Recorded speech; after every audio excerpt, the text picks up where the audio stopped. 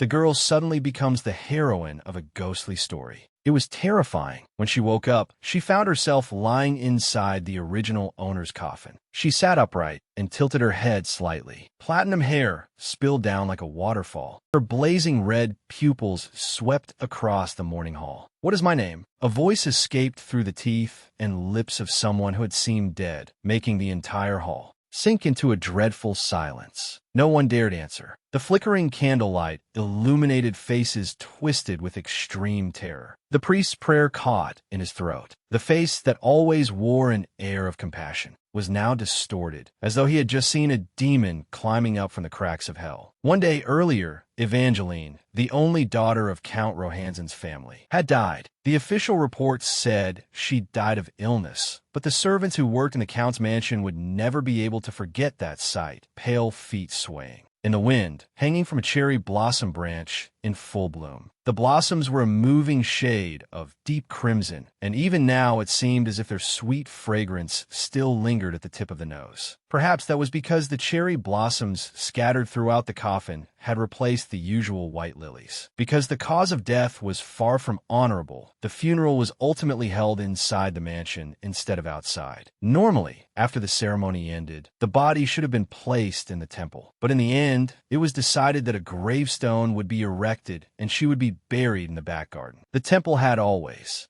refused to accept those who had taken their own lives. This was truly a last resort. Yet those who did not know the full story only praised the Count's deep paternal love and lamented this funeral for being far too simple. Ordinarily, a noble's funeral should have been lavish and grand. Yet Evangeline's ceremony was conspicuously shabby, completely unlike the ostentation a noble young lady should have had. The Count's family used the excuse of a spreading epidemic to refuse condolences from other houses. At the scene, there were only the servants of the mansion and a few knights. It was unclear whether it was because there were so few guests or because this was clearly a funeral and yet there was not a single person shedding tears for the deceased. As a result, the whole place was filled with a chilling atmosphere. Only the prayer, chanted by the priest, still carried a trace of gloom. The one presiding over the funeral was an obscure priest, though the way he recited the prayer and his spotless white ceremonial robes made him appear devout.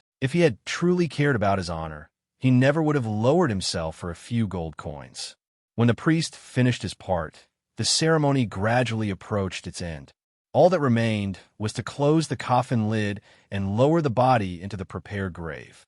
However, in the deathly silent morning hall, strange and grating rustling sounds suddenly rang out. The priest, who cared greatly for his own dignity, cleared his throat and issued a warning, trying to continue leading the prayer. But the commotion only grew worse. The sound of grass and leaves scraping together, the sound of something knocking against bones, the creak of wood, those little noises kept building up. Finally, as the crowd began to murmur in alarm, the priest could no longer endure it. He stopped praying and snapped his eyes open. And then he saw the source of all the chaos. Silver-white hair cascaded down like a waterfall. At first glance, that seemingly soft hair looked instead like a mass of spider silk drawn out into long strands. Beneath it, her eyelids slowly parted, revealing bright crimson eyes. That red did not resemble the mineral sheen of ruby, but rather evoked the vivid reality of a living creature's beating heart. Aside from those blazing red eyes, her entire body was deathly pale and flawless. Wearing nothing but a single white dress among a crowd dressed in black mourning clothes, she looked like something stripped away from the real world, silent, cold, and pallid. The priest kept calling upon the gods in his mind, squeezing his eyes shut and muttering prayers, but unfortunately it did no good at all. That resurrected body was now beginning to move. Starting by bending her fingers, she tried to curl her hand into a fist, blinked, then slowly turned her head. It seemed as though something beyond all understanding was gradually adapting to this unfamiliar body. She looked up at the swaying chandelier on the ceiling, then swept her gaze over the crowd in the morning hall. Everyone who accidentally met those eyes trembled violently, covering their mouths and holding their breath, to be stared at by an ominous thing that should not exist, that should never have appeared in this world. Honestly, it might have felt better to just end one's life outright. At last, that being spoke.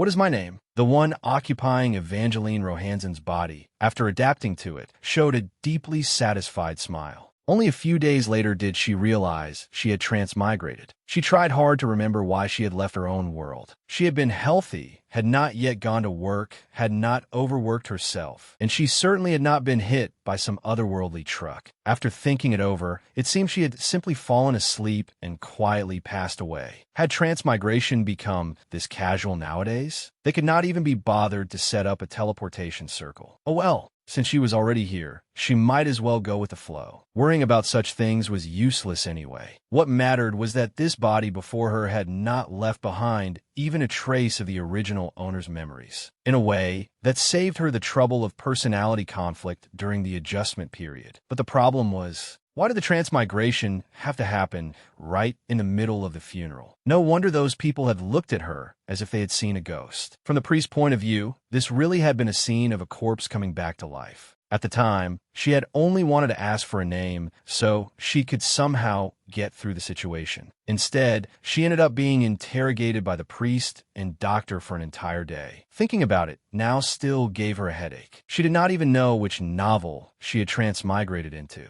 The martial arts stories she had read recently were completely useless in this situation. Since she knew nothing at all about the original owner, she had no choice but to pretend she had amnesia. Fortunately, there was still one maid willing to help her. Based on what the maid told her, she pieced together some information. This was a novel world centered on a villainous side character who had been possessed. Every time the servants saw her, they lowered their heads and bowed. When they spoke, they shook like leaves. Some people fainted the instant they saw her face. One maid even fell to her knees and begged for her life the moment they met, and was dragged away immediately. Just how cruel had the original owner been to terrify young girls to this extent? She thought to herself that she should try to live a little more kindly. On top of that, this body had a pair of red eyes. In the worldview of this kind of novel, red was an ominous color. People born with red eyes were destined to be ostracized from birth, until the male lead casually said something like, "I think they're beautiful," and then they would act as if struck by lightning and fall madly in love with him. Evangeline was the only daughter of the Rohansen Count's family. Her mother had died early, and her relationship with her father was extremely cold. She had died and come back to life, and her father still had not bothered to visit even once. Fathers of villainous side characters were usually either scum or absurdly doting, and, unfortunately, she had landed on the former. She also did not have any fiancé.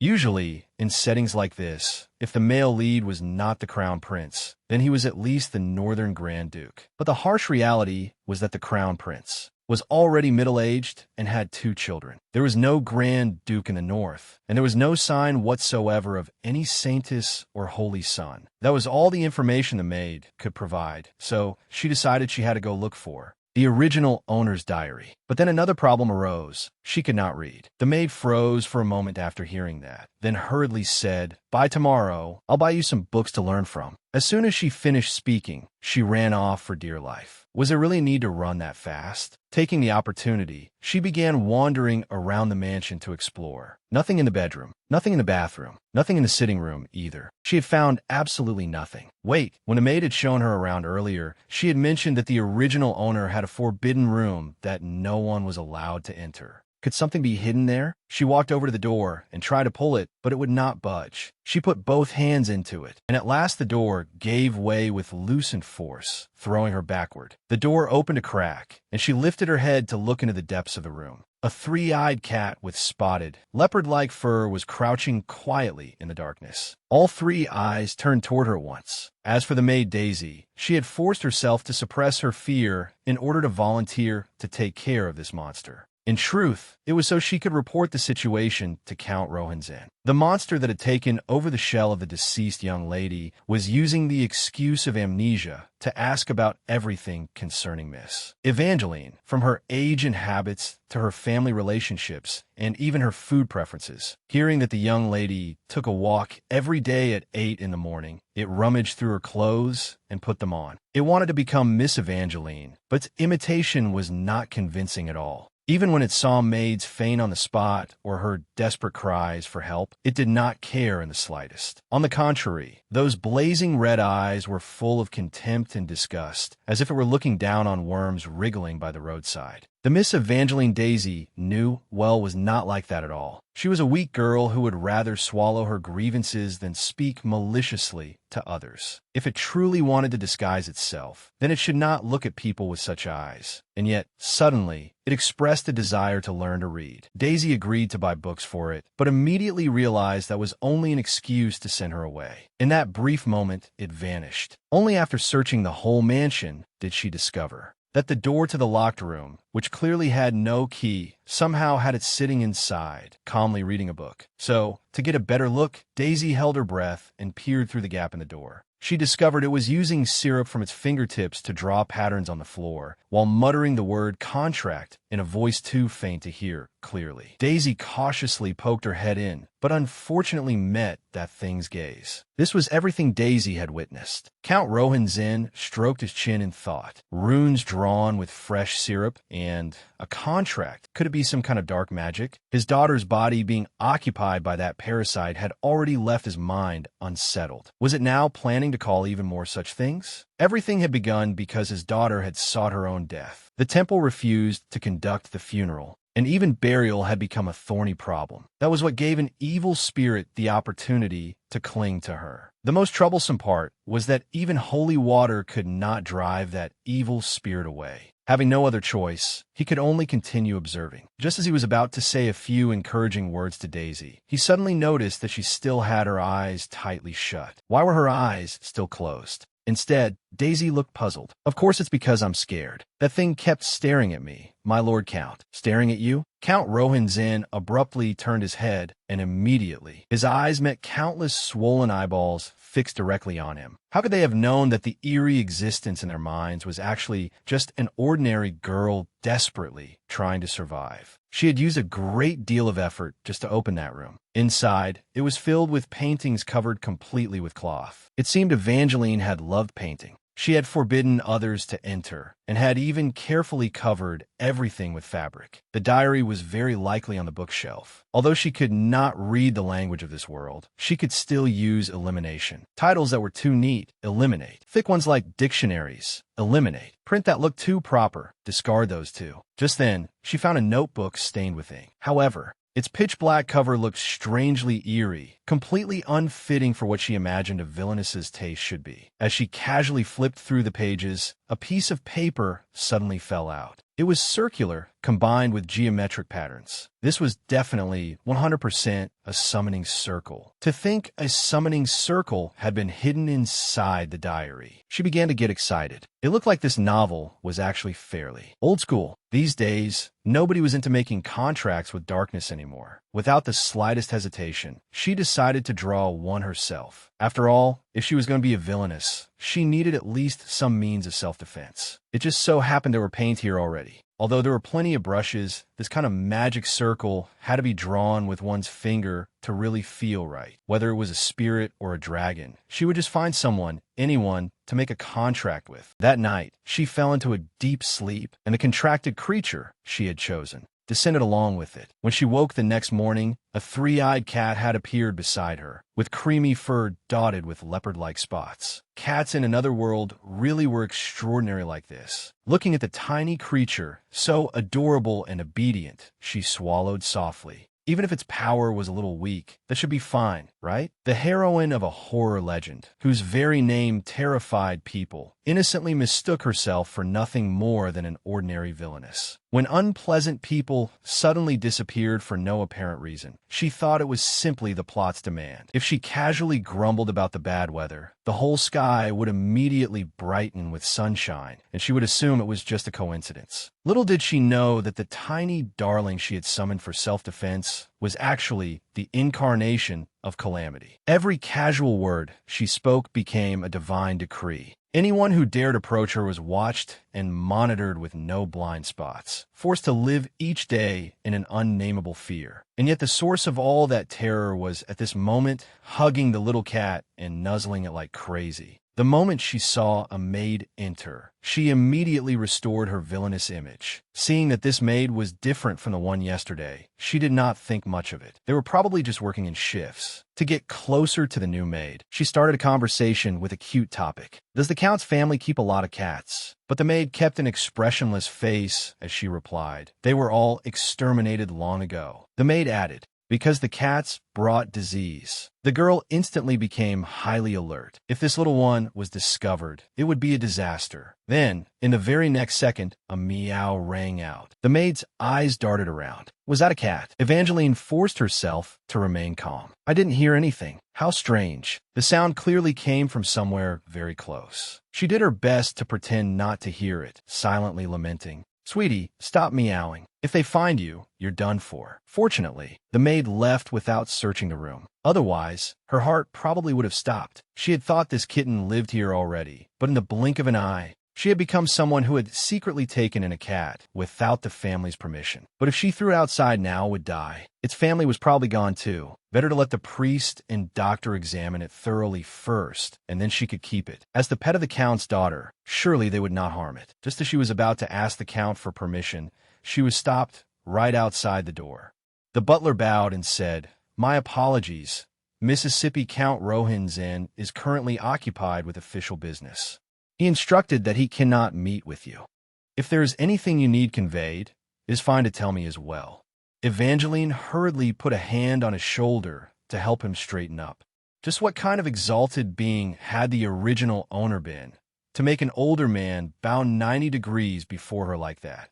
But that action only startled the butler so badly that he cried out. She quickly withdrew her hand. I just want to keep a cat. Is that not allowed? The butler looked troubled and raised a hand to rub his shoulder. That's not it. Not long after, she received permission. She had planned to take it for an examination, but the butler said it only needed to drink holy water. If holy water could cure illness, then why had they been so cruel to the cats from the beginning? After confirming that the little cat had finished drinking the holy water, the butler left. A little later, a maid brought over a collar and said hesitantly that the other servants might hurt the kitten. What did Milady think of embroidering its name on the collar and putting on the cat? Evangeline immediately agreed to the suggestion, but unfortunately, she couldn't read. She knew even less about embroidery. Before she could explain, the maid had already run off as if fleeing for her life. Even the person who had promised to buy her books to learn reading had vanished without a trace. Looking at the trembling, frightened servants, she felt like some villainess abusing her status to bully people. So that setting had been included too. She was even being quietly ostracized. Sorry, baby, I can't read. I really do want to learn quickly. She silently complained that this transmigration setup was way too sloppy. This was seriously too much.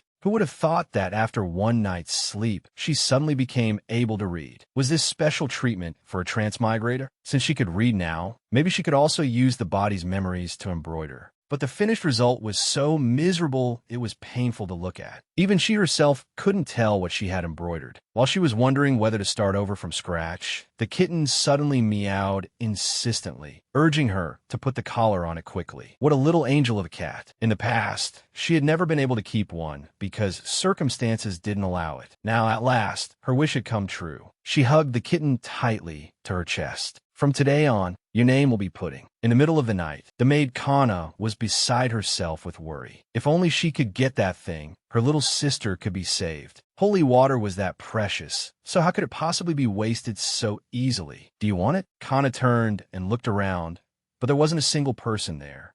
Only the cat was slowly licking its fur. It was the cat Miss Evangeline was raising. You said you wanted that bottle of water, didn't you? You can take it. I'll tell you how to get it. The cat opened its eyes.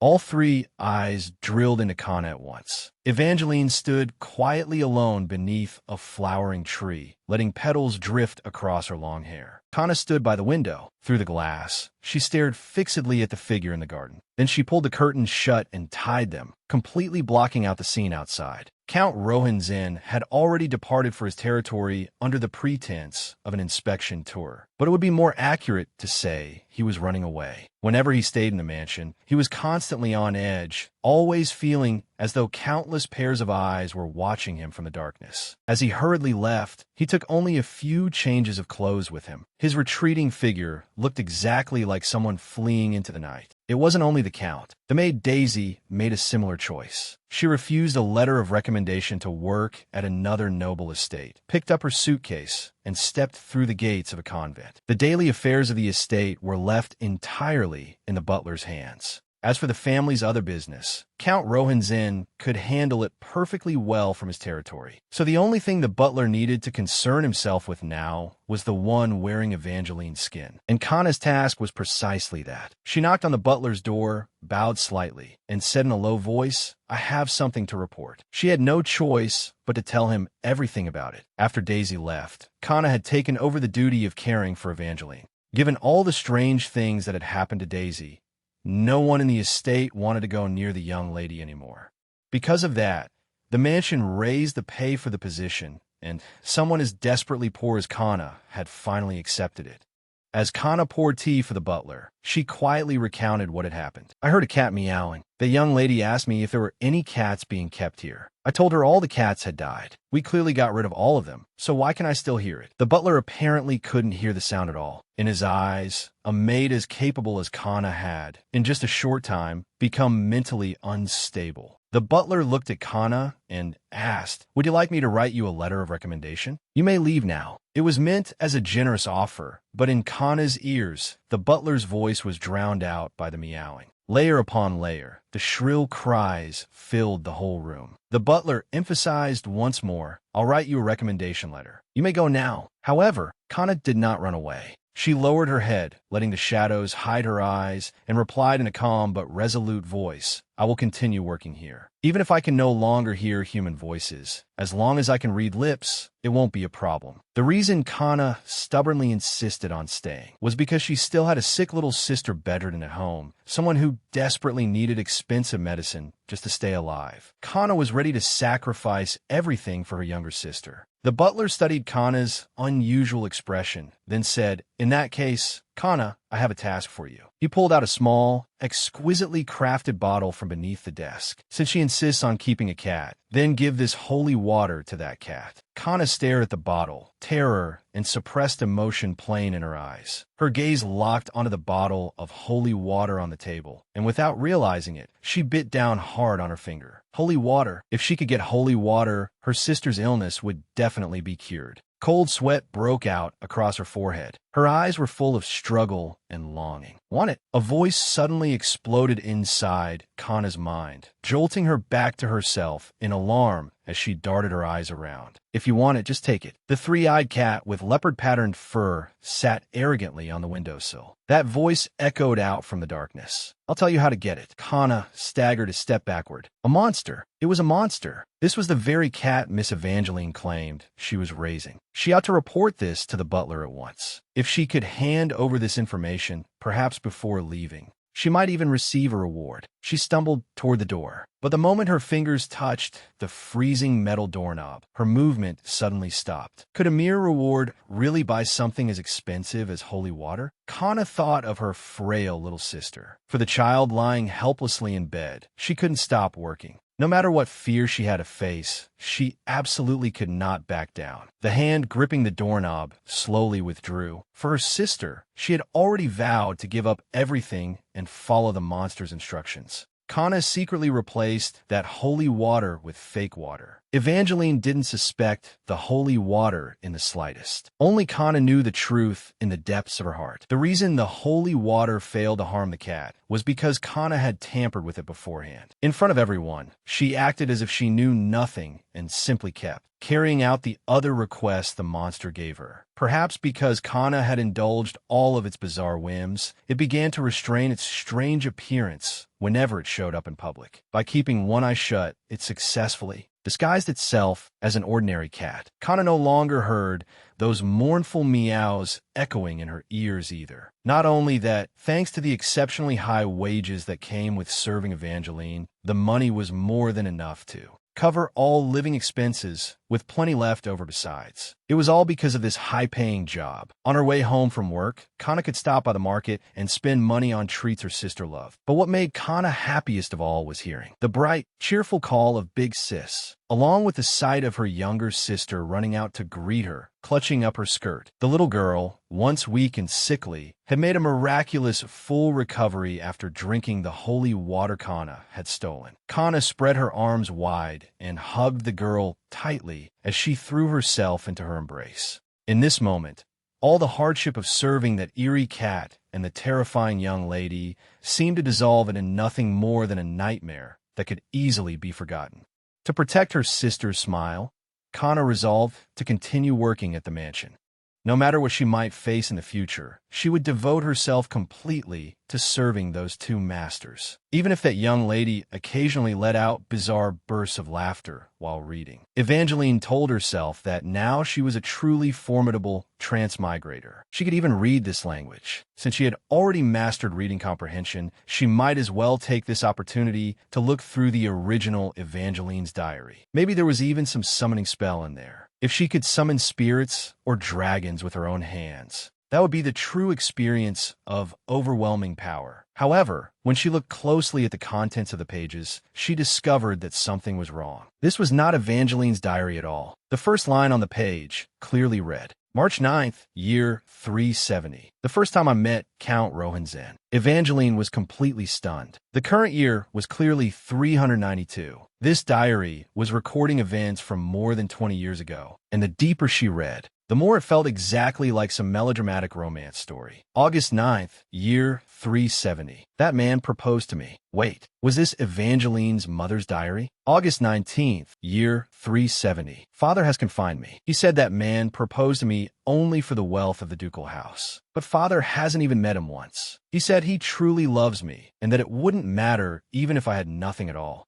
What a passionate romantic love story, Evangeline thought in amazement. April 2nd, year 371. I should have listened to father. I want to return to the Duke's territory. Evangeline frowned. So he really had married her for money, and after swallowing up the dowry, he immediately became cold and distant? She shook her head hard. This wasn't what she wanted to find out. The summoning spell. Where was the summoning spell? She flipped frantically through the pages, the paper rustling sharply against itself. Suddenly, all her movements froze. What is this? This translation isn't complete at all. She stared fixedly at the fragmented note titled How to Summon the Abyss. What exactly was this thing trying to tell her? How could grapes grow from a thorn bush? Was it trying to say that you plant rice and harvest red beans? What kind of nonsense was this? How was anyone supposed to do it like this? She thought it would be best to set it aside for now until she could fully understand it. After all, this thing couldn't just grow legs and run away. And yet it really did disappear. Evangeline sat down blankly on the carpet. The diary was still lying right there on the table, but the page containing that spell alone had vanished without a trace. Could it really disappear on its own? She hadn't even managed to decipher it yet, let alone perform any kind of summoning ritual. Standing quietly to one side, Kana grumbled inwardly, wondering what kind of madness this young lady was acting out now. Who came into my room yesterday? Kana thought for a moment, then calmly replied, if you mean yesterday's work, then it would probably have been Danao. Now that she thought about it, Danao truly hadn't shown his face at all today. That was very unusual. Had he done something wrong? After hearing that, Evangeline's lips curved into a cold, eerie smile. Something wrong? He had indeed done something wrong. And what he had done was an unforgivable crime. Where was that bastard now? He had actually dared to steal from her. She was definitely going to wring his neck. She would abuse her power to completely ruin him. Night fell. In a shabby wooden hut hidden in a secluded corner of the estate, chilling laughter rang out ceaselessly. Donald knelt on the icy floor. His fingers were stained with bright red liquid, and he was slowly and fervently smearing it. Across the floorboards, clutched tightly in his hand, was the torn page he had ripped from the diary. Donald let out a mad laugh. On the floor in front of him, a complex red magic circle had begun to take shape. In one corner of the magic circle, a figure was tightly bound with rope, collapsed on the ground. The person's mouth had been stuffed with cloth, allowing only muffled, despairing sobs to escape. The slums at midnight were noisy and chaotic. A drunk staggered down the street, swinging his bottle around and shouting, "Bring me more wine." A patrolling guard barked sternly, "Quiet down. Don't use being drunk as an excuse to make trouble in the middle of the night and force us to work even more." Beggars by the roadside held out their hands to passers-by. "Sir, please have mercy and spare coin." Two knights in uniform walked down the stone steps. One of them yawned and grumbled. "Honestly, what's with the commander? Why'd he send us to patrol a hellhole like this?" From a nearby alley came the sound of people arguing. "Hey, do you know who I am?" A poor painter walked by with his head lowered, sighing and muttering to himself, "Ugh, I can't find even the slightest bit of inspiration. I need to paint something soon." The sound of horse hooves came from far away and drew near. One knight suddenly stopped and looked toward the end of the road in confusion. A carriage sped past at full gallop. Seeing the family crest emblazoned on the carriage, the knight was astonished. "Wait a second. Isn't that the carriage of the Rohinzin family? What are they doing in a place like the slums?" The carriage jolted violently over the rough dirt road.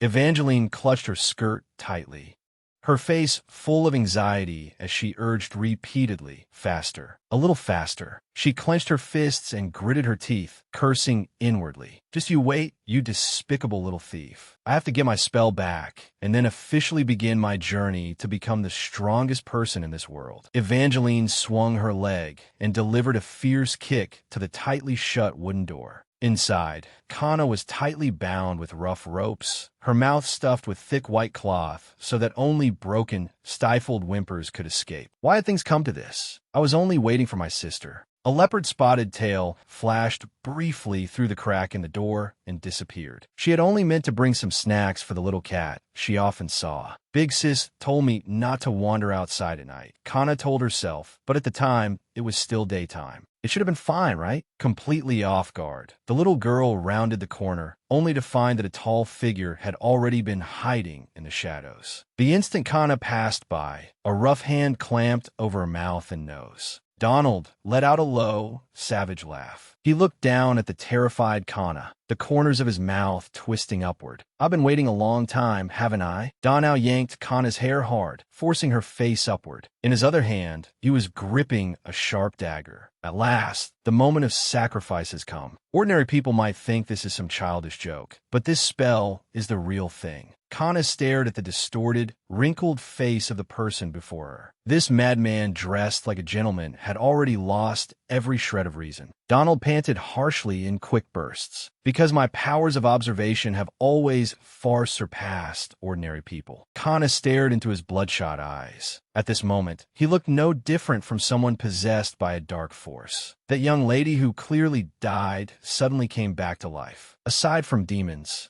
who else could possibly perform a miracle like that? Those fools only know how to panic and make a fuss over a young girl, scare out of their wits. But I'm different, because I discovered the core truth. I know who summoned the power of darkness, and I also know how to call it here. Evangeline's maternal family was the illustrious house of Duke Hosakin. Count Rohinzin had always used the excuse that Evangeline had been sickly since childhood to extort enormous treatment expenses from the Duke's domain, some so vast they were almost unimaginable. But if Evangeline had truly died, that mountain of wealth would have vanished like foam. Therefore, the Count must have chosen a forbidden transaction in order to bring his daughter back to life. Donald let out a frenzied, twisted laugh. That damned old Count always pretends on the surface to be a kind man, but in truth he's nothing more than a trashy noble whose greed knows no bounds. I saw through all his filthy schemes long ago. He recalled the time he had been cleaning the study, when just one accidental glance at documents. But then I will become a true noble, 100,000 times nobler than that old Count Rohinzin. Kana let out choked, despairing sobs. Her whole body trembled violently from overwhelming fear. Donald began chanting that evil spell. "You who stand at the furthest end, use the blood of the innocent to stain this land red. Use your blood-soaked hands to draw a circle. Amidst vile gratitude, yearn for salvation." Kana groaned in pain. Her body writhed violently against the ropes. Donald gripped the dagger tightly, his face twisted with madness. He snapped. That's enough. Just stay still. I only need to borrow a little blood to suit the taste of the magic circle. Stop struggling. The stream of blood flowed down from the wound in a bright red trail. Donald grumbled impatiently. I never intended to kill you. I'm only making a small cut. Shut your mouth and stop whining. Now, where had I gotten earlier? All right, let ripe grapes rot among the thorns. Let fruit bloom and bear on the sacrificial field. With each line of the incantation he recited, the wooden house, which had been silent as the grave, suddenly began to shake violently. Revive in fear and worship. Welcome the angel of light. She will stride across this land and descend into the mortal world. A deafening explosion rang out. The wooden door was crushed into splinters by an unstoppable force. A blinding light instantly swallowed the entire room. The madness on Donald's face was gradually replaced by utter shock. Amid the dazzling light and swirling clouds of dust, a vague figure slowly took shape. Fear and worship. Evangeline stood silently before the shattered doorway, her long platinum hair fluttering in the radiant glow. Welcome the angel of light. Stride across this land and descend into the mortal world. From somewhere unknown, the piercing yet melodious sound of a trumpet echoed through the still air. Evangeline looked at the scene before her and muttered inwardly, "Dear heavens above, that scared me to death. I only kicked it because I was mad. Who would have thought this door was so flimsy to make such a huge commotion like this? The door must have been completely rotten already." Evangeline collected herself and turned her gaze toward the two people in the room. No, more important than worrying about that, she'd come here to catch the thief who stole her spell page. But what exactly was this situation? Had that thief now evolved into a kidnapper? An extortionist? After seeing clearly that the little girl collapsed on the floor, Kana cried out in panic. Kana! Evangeline looked over at Kana in surprise. Oh, so this was someone Kana knew? That man called Donald had quite some nerve. Laying hands on someone Kana knew. A friend she had only just grown close to. She clenched the fabric of her skirt tightly. She absolutely would not let him get away so easily. First, she had to find a way to make him move away from that girl. Donald collapsed to the ground and stammered, "Evangeline." Rohan Zen. Evangeline lowered her gaze to him with an expressionless face. She thought to herself, what's wrong with this guy? Why is he trembling so badly? Is he frightened because his crime has been exposed? Taking advantage of the moment, she asked, "Was it you who called me here?" Donald stared blankly. "You? You're the master of that summoning circle? Good. Just keep all his attention focused on me like this." She raised her chin slightly and answered in a cold, decisive voice. "That's right. And that is exactly why I came to find you." Evangeline extended a hand toward Donald. "Tell me your desire. I will fulfill whatever wish you have longed for." Of course, she only wanted to probe what exactly he was trying to say. Donald seemed to freeze in place, his breathing growing ragged. "Help me." He suddenly raised his head. A flame of greed seemed ready to erupt madly in his eyes. "Help me become unimaginably rich. Rich enough to live the rest of my life in absolute luxury, surrounded by silk and splendor." She thought, just as I expected, this was the most classic reason people turned to theft and kidnapping. The problem was that she hadn't brought a single coin with her. How was she supposed to handle this situation? Evangeline decided to bluff her way through it for now. She raised her hand once again, her fingers tracing an arc in the air. "Wealth? HM? Very well. Then would you like to become the next Count Rohanzin? I will make you a count." Donald stood motionless in the darkness. His eyes, shaken too deeply, seemed to have lost focus. Seeing Donald fall silent, Evangeline couldn't help feeling a little anxious. Damn it, why isn't he answering? Did I overact? Becoming the groom who inherits the title sounded convincing enough, didn't it? Of course, as long as the hostage was safe, she would immediately play dumb afterward and throw him into a dungeon first, then deal with the rest later. Donald lowered his head, muttering and letting out a few indistinct groans. "A count. That's right. I like that proposal very much."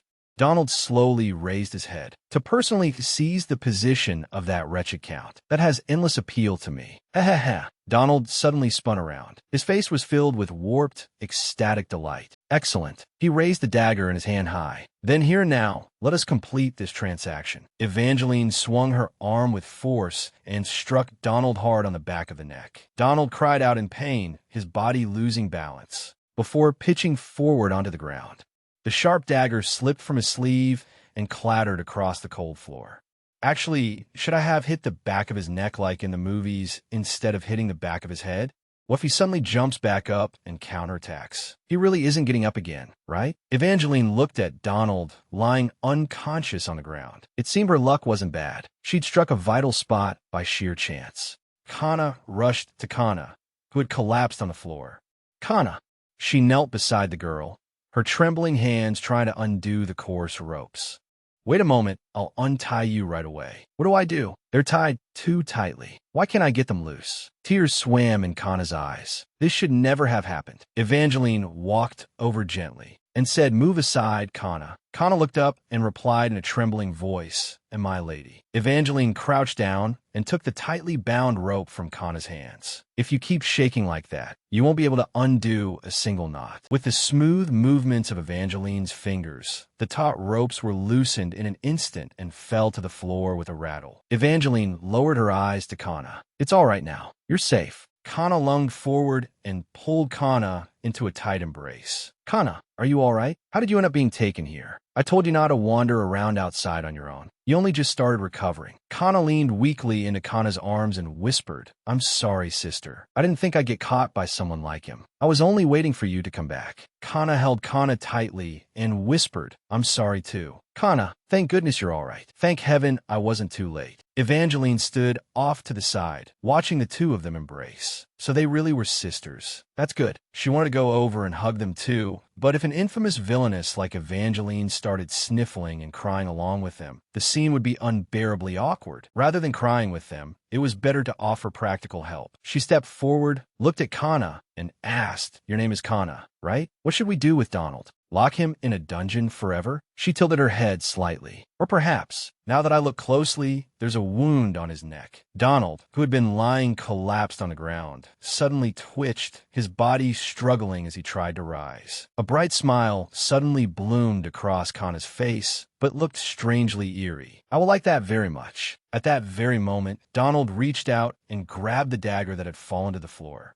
Realizing something was wrong, Evangeline turned around. In the darkness, the blade flashed with a cold gleam. Kana widened her eyes in horror and stretched out a hand, screaming, "My lady!" Fresh blood instantly sprayed through the air. Drawing a dazzling arc, Evangeline froze in place. Donald lay on his back on the cold floor. Blood rapidly spread out from his throat. What just happened? Did he stab himself in the neck? Was it because he didn't want to pay for his crimes, so he decisively took his own life? Seriously, the thoughts of criminals like this are impossible to understand. She had intended to let him face the judgment of justice and the law. She turned toward Kana and Kana, who were standing nearby. "Sorry." In the end, he still died. Kana lowered her head and replied softly, "It's all right. This is enough for me." The girl clasped her hands before her chest. "Thank you for saving me, my lady."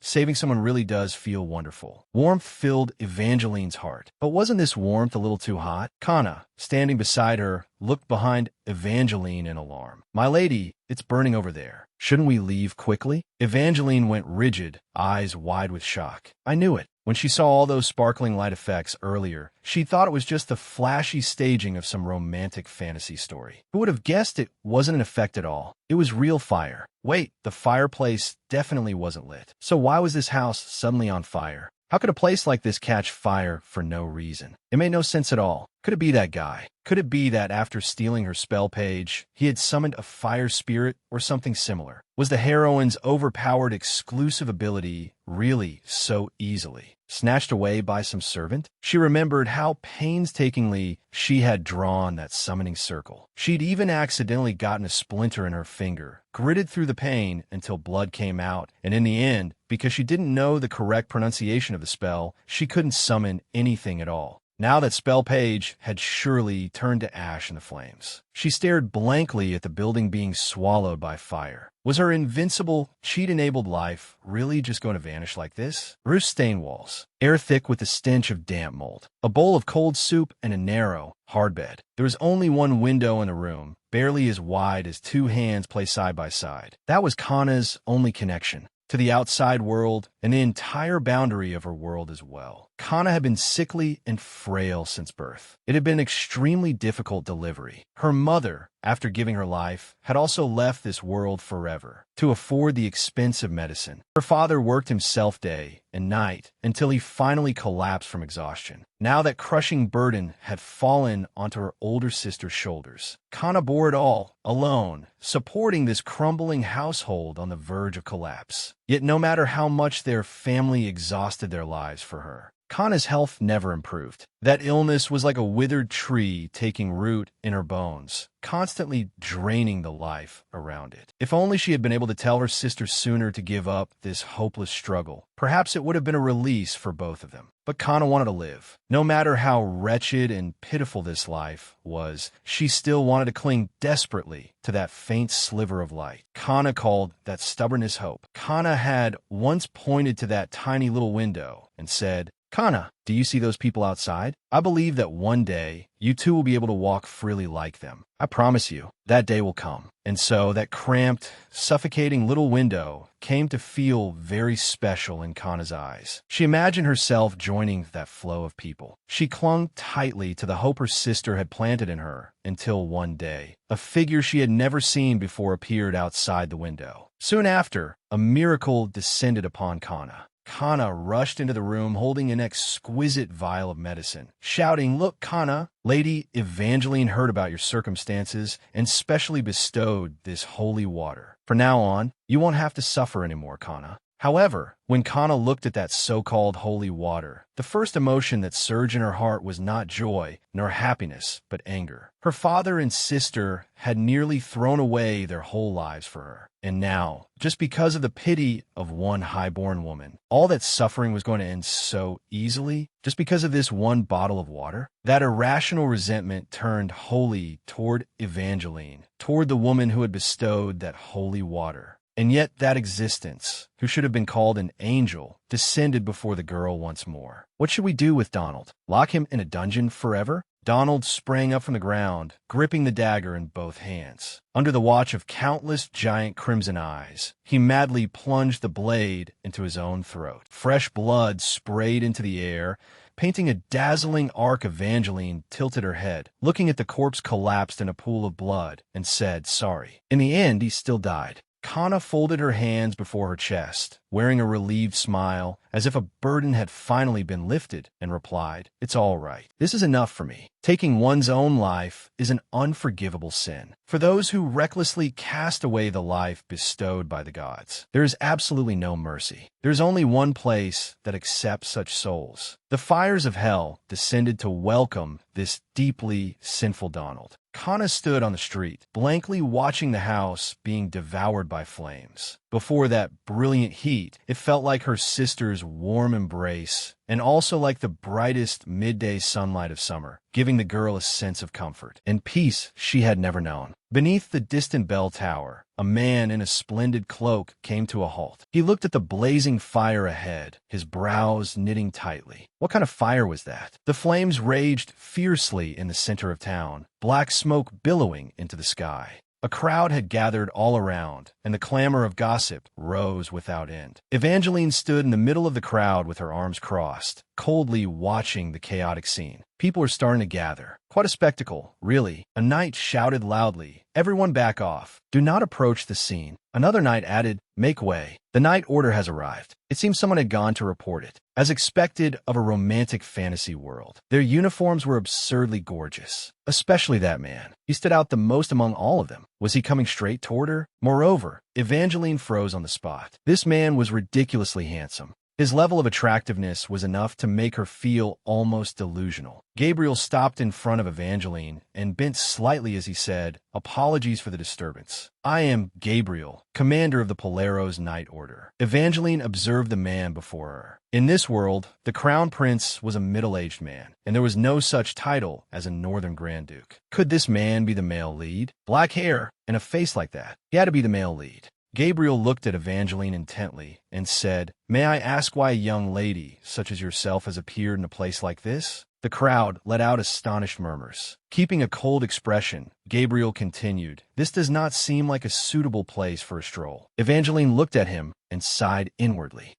It seems I really do look exactly like a villain. The moment he saw me, he already started suspecting me. Kana instinctively stepped in front of Evangeline. Kana cried out in alarm. "Kana, what are you doing? It's dangerous here." That knight is questioning Lady Evangeline, looking at the small back spread protectively before her. Evangeline felt a surge of warmth in her heart. She was truly moved, but she couldn't hide behind the back of a child who had already suffered through so much. Evangeline gently patted Kana on the shoulder. "A stroll, you say? I was only looking for someone. The owner of that burning house just so happens to be my servant. He was indeed inside, but he's already dead, so there's no need to concern yourselves with him. In any case, death alone was too light a punishment for him." Gabriel fell silent. "Please explain the situation in more detail, if you would." Evangeline looked at him, thinking inwardly, if he's acting in an official capacity, then he'll definitely have to write a report for his superiors. But where was she supposed to begin? If she said Donald had summoned a fire spirit and then killed himself, would he believe her? Just as Evangeline was still hesitating, Kana suddenly stepped forward and said loudly, "Let me explain. That servant, Donald, who works for Milady here, kidnapped me. My older sister came to ask Milady for help, so she came here to save me." Gabriel sank into thought, letting out a faint hum as if pondering it. With a resolute expression, Kana added, "I didn't see him escape outside, so he must be dead." Evangeline stood to one side, observing the situation. Kana's version of the story sounded far more convincing. Even he seemed to believe it immediately. Wait, something's not right. A black-haired male lead, along with a kind and strong-willed red-haired girl with wavy hair. This was insane. So Kana was actually the heroine. That kidnapping was originally supposed to be the key plot point where the male lead saved the heroine. But because of her own interference, she had completely ruined their first meeting. Evangeline nearly spiraled. Was I supposed to just stand by and watch back then? No. Even if they were only characters in a book, she couldn't just watch the girl suffer. With a serious face, Kana looked at Gabriel and asked, "You don't have any other questions, do you? Milady is tired now. We have to go." Evangeline cried inwardly. Good grief. Just look at the heroine's attitude toward the male lead. This was all her fault. It really had turned into that transmigration trope, where the villainous supporting character, Gabriel stood still where he was, silently watching Evangeline's retreating figure. At first, Gabriel had thought a stone statue was standing in the middle of the crowd. Although the appearance of such an exquisitely crafted sculpture in this slum was nearly unimaginable. The reason he hadn't recognized her as human at first glance was because from that existence, he couldn't sense anything that could be called vitality at all. When he saw that existence, which ought to have been utterly devoid of life, turn around, look at him with syrup-red eyes, and then let human words spill from those crimson lips, he felt a shock unlike anything he had ever experienced, almost losing the ability to speak. Even when Gabriel forced himself to remain calm enough to speak with that woman, he could still feel that she looked at everyone in this world as though they were ants. He couldn't feel even the slightest warmth from her. However, that woman had undeniably shown interest in Kana. Perhaps because she was under the attention of some inhuman entity, that little girl's state didn't look normal either. The blind reverence and fervor she displayed made her look exactly like a fanatical cult believer. One subordinate stepped up to Gabriel and quietly reminded him, "Commander, about the fire. We hadn't even started putting it out, but it went out on its own. And it didn't spread at all. It only burned down that one house." Gabriel frowned and asked, "What do you mean by that?" The pink-haired holy knight moved deeper into the ruins. "That's not all. Please come and see this for yourself, sir. We discovered a dead body at the scene of the fire." But at that moment, the knight standing nearby murmured in amazement, "It's truly unbelievable. This has to be a coincidence, right? He looks exactly like an angel." Those wings forged from charred ashes hadn't even had the chance to flap before they began collapsing and crumbling apart, falling into a bottomless abyss. The painter's brush flew across the canvas with hurried scraping sounds. He whispered with a fanatical look, "This is a divine calling. This is the mission bestowed upon me by the heavens." Sweat poured from him, and bloodshot eyes gleamed red. I must finish this painting. This holy angel, above that sacred head, A halo was casting a faint glow, but that light looked so weak, as though it could be snuffed out by darkness at any moment, exactly like a candle on the verge of burning out. Jim had once been a painter. He had once been praised as a rising talent. But because his works didn't suit noble tastes, he quickly fell from grace. Now, he could only live off his wife. That was why he desperately longed to finish a masterpiece as soon as possible. On a late-night street, Jim staggered along. He couldn't find even a shred of inspiration. I have to paint something soon. He wandered the streets aimlessly, hoping he might accidentally come across a spark of inspiration. At that moment, Jim stopped in his tracks. He had discovered a strange fire. The blaze, burning as brilliantly as sunlight, gradually died away, replaced instead by deathly silence. He discovered a holy angel, nothing more than a corpse now. Jim hurriedly covered his mouth and nose, his eyes overflowing with shock and extreme fanaticism. Without a moment's hesitation, he immediately turned and ran home at full speed, snatched up his brush, dipped its tip in a thick paint, and frantically slashed it across the canvas. This is revelation. This is my divine calling. I must finish this painting, but something was still missing. It felt like something was lacking. With these paints alone, I simply can't capture that essence. What am I supposed to do? What in the world should I do? His gaze frantically searched through his box of painting tools, finally stopping on a sharp palette knife. Jim stared at its blade. The reflection showed a ferocious face, the corners of his mouth twisted in a mad smile. He slowly reached out and gripped the handle. The sound of the sharp blade plunging into flesh echoed through the room. Fresh blood immediately splattered out. Dark red liquid ran down past his ankle, pooling into a puddle of blood on the floor. Yet Jim seemed not to feel any pain at all. He even hummed a cheerful tune. The palette in his hand had been stained red with fresh blood. He dipped the brush into that warm, real color and continued madly, smearing it across the canvas. On the quiet street, the clear clatter of horse hooves rang out. "Shall I arrange a room for you in the manor?" On the carriage ride back, Evangeline broke the silence. She looked at Kana sitting beside her. "If you go back home, you'll surely feel scared. I will take care of you." At that moment, the one Evangeline was asking for an opinion from was Kana, not Kana. Kana sat to one side, her fingers unconsciously clutching the folds of her skirt. If it were left to her, she would definitely have told Kana to refuse the invitation. But she feared that if she acted rashly, she might accidentally offend this cold, noble lady. What frightened her even more was the horrific image of Donald's miserable death, which still remained vividly in her mind. And what made Kana feel the deepest chill down her spine was Kana's strangely satisfied attitude toward that revolting death. Kana turned around and asked Evangeline excitedly, "Can my sister stay with me too?" Evangeline stroked the three-eyed cat in her lap. "Of course." Kana immediately beamed. "I want to choose the room myself too." A powerful, unfamiliar feeling surged up inside Kana. She had never seen her younger sister be so close to this young lady. Evangeline gave a slight nod and said, "Whatever you like, as long as you're happy." Kana had always been bold since childhood, but her current state truly seemed abnormal. Could it be because Miss Evangeline had saved her, so she had completely opened her heart?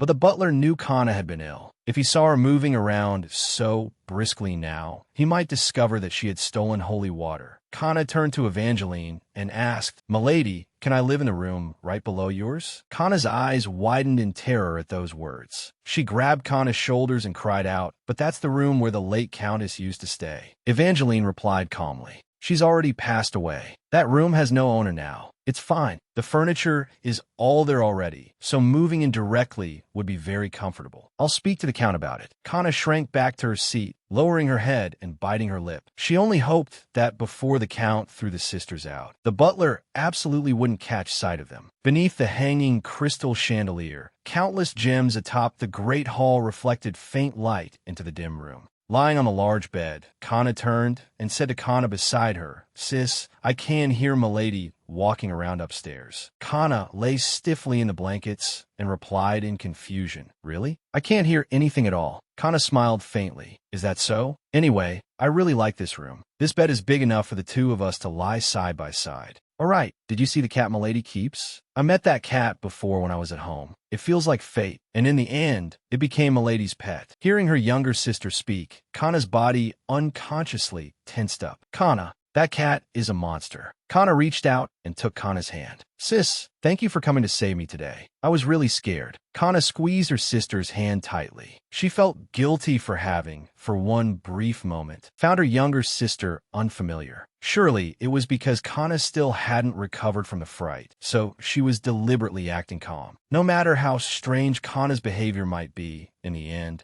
she was still only her lovely little sister, the one she needed to protect. Evangeline held a quill pen, writing noisily across the page. From now on, my goal is to become Kana's closest friend. In those villainous reincarnation stories, I ought to try winning over the male lead's heart. But no matter how handsome he is, maybe because he's only a character in a book, I don't feel any romantic emotions at all. These so-called fantasies of love have absolutely no appeal for me, so I have to focus all my attention on the heroine instead. This is the true shortcut to escaping my tragic fate. From now on, no matter what happens, I will protect Kana properly. To achieve this goal, she decided to write a letter to the father who was away all year round. As long as she obtained his permission, Kana could rightfully stay in the bedroom directly beneath hers. His light stayed on until late last night, but the butler said he had already gone off on business or something. Although the letter was finished, Evangeline fell into thought. She knew this story's setting very well. Her father, the Count, was cold by nature, and even somewhat disliked his daughter. If she made a straightforward request, he would certainly reject it mercilessly. In that case, step 1, tear out a page from Mother's diary. Evangeline gets scolded by the Count. Step 2, fold the letter and send it together with that page. Step 3, receive a reply. The Count writes back, do as you like. From now on, for such trivial matters, ask the butler directly. Don't write to me again. Just like that, the issue was solved as easily as turning over a hand. Now she could finally keep the two sisters by her side and make her plan proceed smoothly. The three of them were enjoying a rare, leisurely afternoon. Raising her teacup, Evangeline thought to herself, as long as I can successfully escape this vicious fate, I can live a carefree and joyful life and fully enjoy this long-awaited existence. However, that peace was quickly shattered. Gabriel sat across from Evangeline, wearing a grave expression, his hands clasped tightly on his knees. I am very sorry to have to tell you this, but, milady, you may be accused of using improper means to fabricate the cause of Donald's death. Evangeline was stunned. The smile on her lips froze instantly, and her whole body turned rigid. What kind of development was this? What had happened just before that was this? Kana hurried into the room and said, Milady, that knight from before has sent a letter. He says he will be coming to visit shortly. Sitting at the desk, Evangeline took the letter. Let me see. In the letter, he says there seems to be a problem with Donald's case. We need to talk.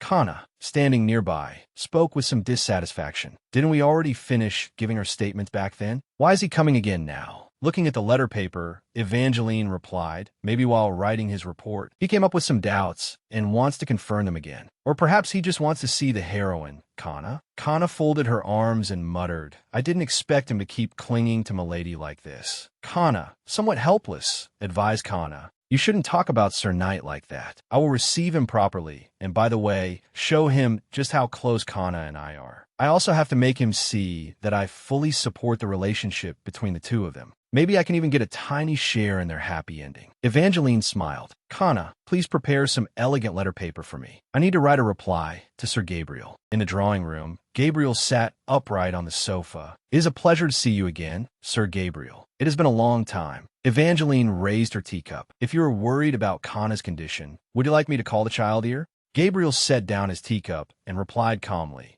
If you're referring to the kidnapped girl from that time, I don't think she was seriously injured. Evangeline was dumbfounded. What? What kind of male lead was he supposed to be? Not seriously injured? Was that some kind of joke? She recalled the scar on Kana's neck. Every time she saw that scar, both she and Kana felt heartbroken. She had originally planned to get some holy water to heal that blemish, but Kana insisted on keeping it, so they could only swallow their tears and leave the scar on the girl's neck. Gabriel leaned his elbows on his knees, his expression turning solemn. The reason I came here today in person is because there is something I need to hear your opinion on, milady. Though I am very sorry to inform you of this, milady, you are at risk of being accused of involvement in fabricating Donald's death through improper means. Gabriel pulled a stack of documents from inside his coat. Please take a look at this. Evangeline stared at the sheet of paper Gabriel pushed toward her. That was Good heavens, what on earth was this thing? Evangeline drew in a sharp breath. On the paper was an extremely twisted figure. The artistic skill of the person who had drawn it was catastrophically bad. Somewhat awkwardly, Gabriel explained, "This is a sketch I drew myself to illustrate the situation. So although it may look a little unsightly, I hope you will forgive it." Evangeline completely froze. He drew it himself? Unbelievable. A man with such a beautiful face, yet with drawing skills even worse than a kindergartner's. Was this what they called the law of balance? Pointing at the picture, Gabriel asked, "Looking at it like this, doesn't he resemble an angel?" Without changing her expression, Evangeline stared at the paper. "I'm sorry, but no matter how I look at it, he only resembles a moth." Regaining his serious expression, Gabriel said, "When Donald's lifeless body was discovered at the crime scene, he was in exactly this state. Perhaps because of that, the people who saw the body with their own eyes started spreading rumors that Donald had actually received the blessing of the gods." Evangeline listened with her eyes wide. What? Why would Donald receive the blessing of the gods? He was the one who kidnapped their Kana. In the end, because he didn't want to face his crimes, he had taken his own life to escape. He was obviously a criminal. With a grave expression, Gabriel replied, "Honestly, if it were only a rumor passed by word of mouth, it would have been quickly suppressed. But a painter recreated that scene and donated the painting to the temple. So the matter completely spiraled out of control. Within the temple, the existence of that painting caused enormous shock and controversy. Some even proposed that Donald's lifeless body should be brought into the temple for worship. Because of that, the higher authorities have taken special interest and ordered the case reopened to ensure that Donald's death was not a wrongful one. The crux of the matter is that if the authorities officially acknowledge that Donald received the blessing of the gods, then, on the other hand, Miss Rohanzin, you will be charged with using improper methods to fabricate his death." Evangeline clutched the collar at her chest. What was this supposed to mean? It was as if this world were deliberately driving her into a corner, determined to force her to bear the crime of a villainess no matter what. Gabriel looked at her intently and asked, "Miss Rohanzin, I must ask you this. Everything you told me before, was it all the truth?" Even the male lead had started to doubt her. How should I answer now? If I change my testimony at this point, wouldn't that only make me more suspicious? She remembered how she had secretly asked Kana and Kana whether spiritual entities existed in this world. But the people here seemed completely unaware of such a concept. In these circumstances, if she said that Donald had summoned a spirit entity back then, would anyone believe her? Then let me ask you in return, Sir Gabriel, do you think I lied? Sitting on the sofa, Gabriel answered solemnly, "I do not believe. Donald received the blessing of the gods, but the substance inside him had an extremely bizarre form. That, too, was an undeniable truth." Gabriel looked at Evangeline. A trace of resolve showed in his eyes. "I want to help you." Evangeline froze. She tilted her head slightly, then softly repeated it as if she could hardly believe it. "You say you want to help me?" Gabriel replied in a calm, yet decisive tone. "Yes. I presumptuously wish to offer you my assistance." What was with that expression? Was he embarrassed? As a seasoned reader of romantic fantasy novels, based on her many years of judgment, Evangeline was certain of it. This was absolutely a glaring green flag. This was the classic motif. The villainess, desperately struggling to escape her fate, only for the male lead to fall in love with her in the process. Hopelessly, irrevocably in love. Evangeline felt a headache coming on. She had thought she already understood every formula of villainous transmigration stories. Who would have thought she had still underestimated the power of this genre? How foolish. Without even clearly seeing her own circumstances, was she really supposed to fall in love with the male lead? But he was only a fictional character, while she was a living, breathing person. This was honestly a bit. "But I have absolutely no interest in you," Evangeline answered. Gabriel responded evenly. "Yes, I'd already guessed that Lady Rohanzin has no interest in people. But that does not matter. I'm simply curious about you." Evangeline screamed inwardly. "Enough already. Stop using these emotionally charged romantic close-up shots. And someone make those flower petals floating around stop too." This man had sugar water flowing through his veins. not even syrup anymore. This was unbearable. This romantic fantasy world was terrifying. Evangeline forced herself to calm down. Actually, when I first went looking for Donald, it wasn't because Kana had been kidnapped. It was because he stole my painting and ran away. It was while chasing him that I discovered Kana tied up there. She pointed at the circle in the drawing. It was this circular pattern. It was right there at the scene. Could you explain to me what exactly this pattern is? Gabriel answered sternly. It is a summoning circle. He pressed on. Then what was he using it to summon? Evangeline fell silent for a moment before speaking slowly. If the people here would rather believe in gods than spirits, forget it. Let them believe what they want. Lowering her eyes slightly, she replied in a flat voice, I think it was probably used to summon an angel, or something similar. I want to help you. The moment he finished speaking, the space around them sank into a deathly silence. Before Evangeline's eyes, it seemed as if all things in existence grew cautious. The flock of birds outside the window suddenly stiffened in midair, then dropped straight down like kites with their strings cut. The flower petals, swaying in the wind, abruptly stopped and shrank back into tightly closed buds. The faintly echoing symphony suddenly fell silent. It was as if the world had been muted, leaving only the sound of a heartbeat echoing in the empty air. Evangeline lowered her gaze slightly. You want to help me? She rested one hand against her cheek, looking down at the man before her from above. A hint of mockery entered her voice. What a foolish gentleman, to be this incapable of distinguishing his own position. I have no interest in you whatsoever. Gabriel completely agreed with that. Did humans ever care about a swarm of ants crawling through the garden? The fact that she did not crush him on a whim was perhaps already the greatest mercy. Even if Evangeline were to trample him the way one would crush those ants, it absolutely would not be a sin, because she would never even bother herself with his existence. Evangeline was angry only because some nameless intruder had broken into her home, yet she still straightened her back proudly and said, I am simply curious about you, even if in a negative way. The mere fact that he had managed to stir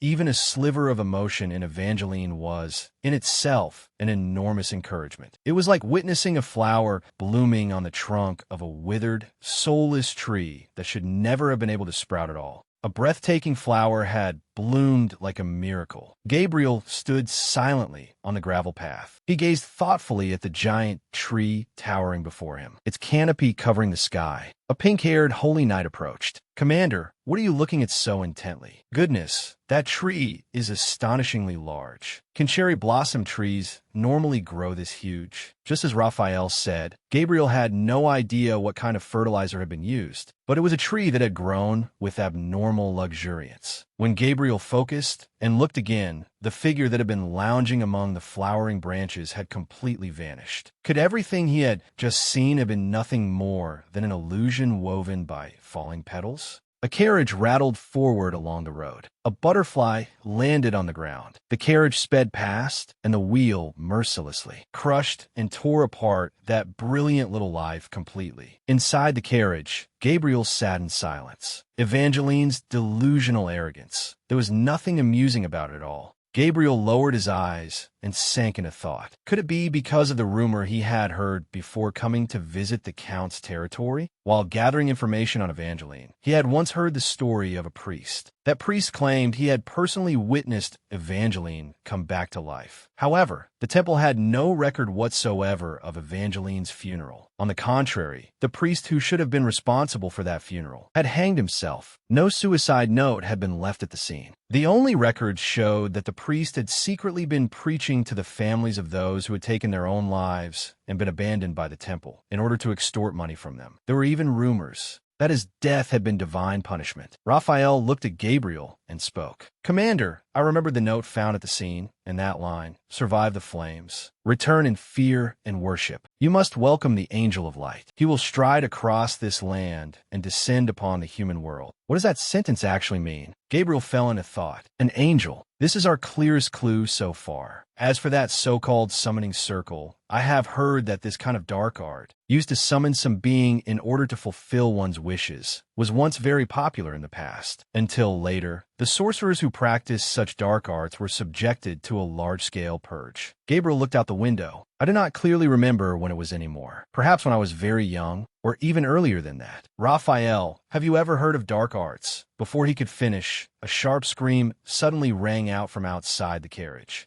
The coachman yanked hard on the reins. The horse neighed in terror. The entire carriage shook violently. Raphael hurried to steady himself and asked in concern, "Commander, are you all right?" Once the carriage finally came to a stop, Raphael pushed open the door and stepped out.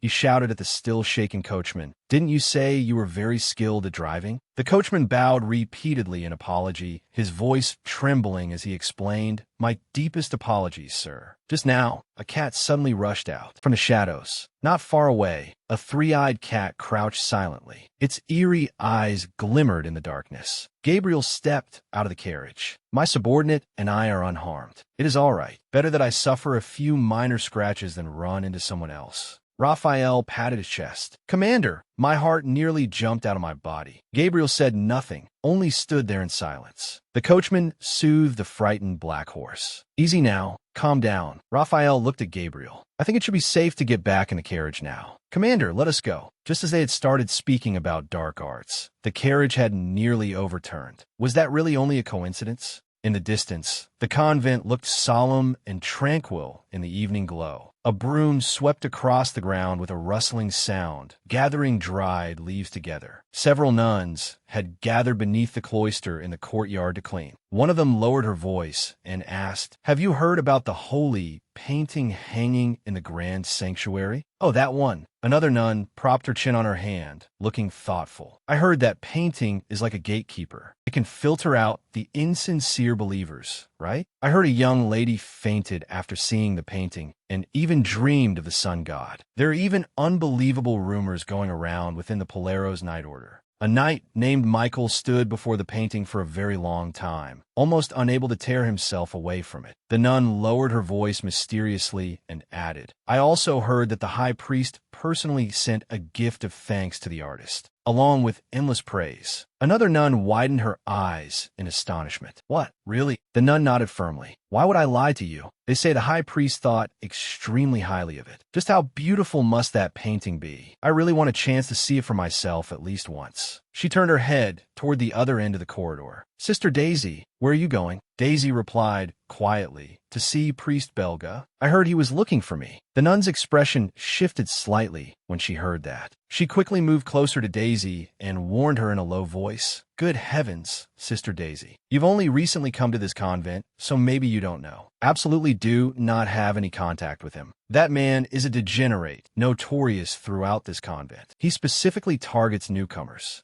Daisy stopped where she was. A chill ran down her spine. She lowered her head, unease and heaviness showing in her eyes. "Thank you for telling me this."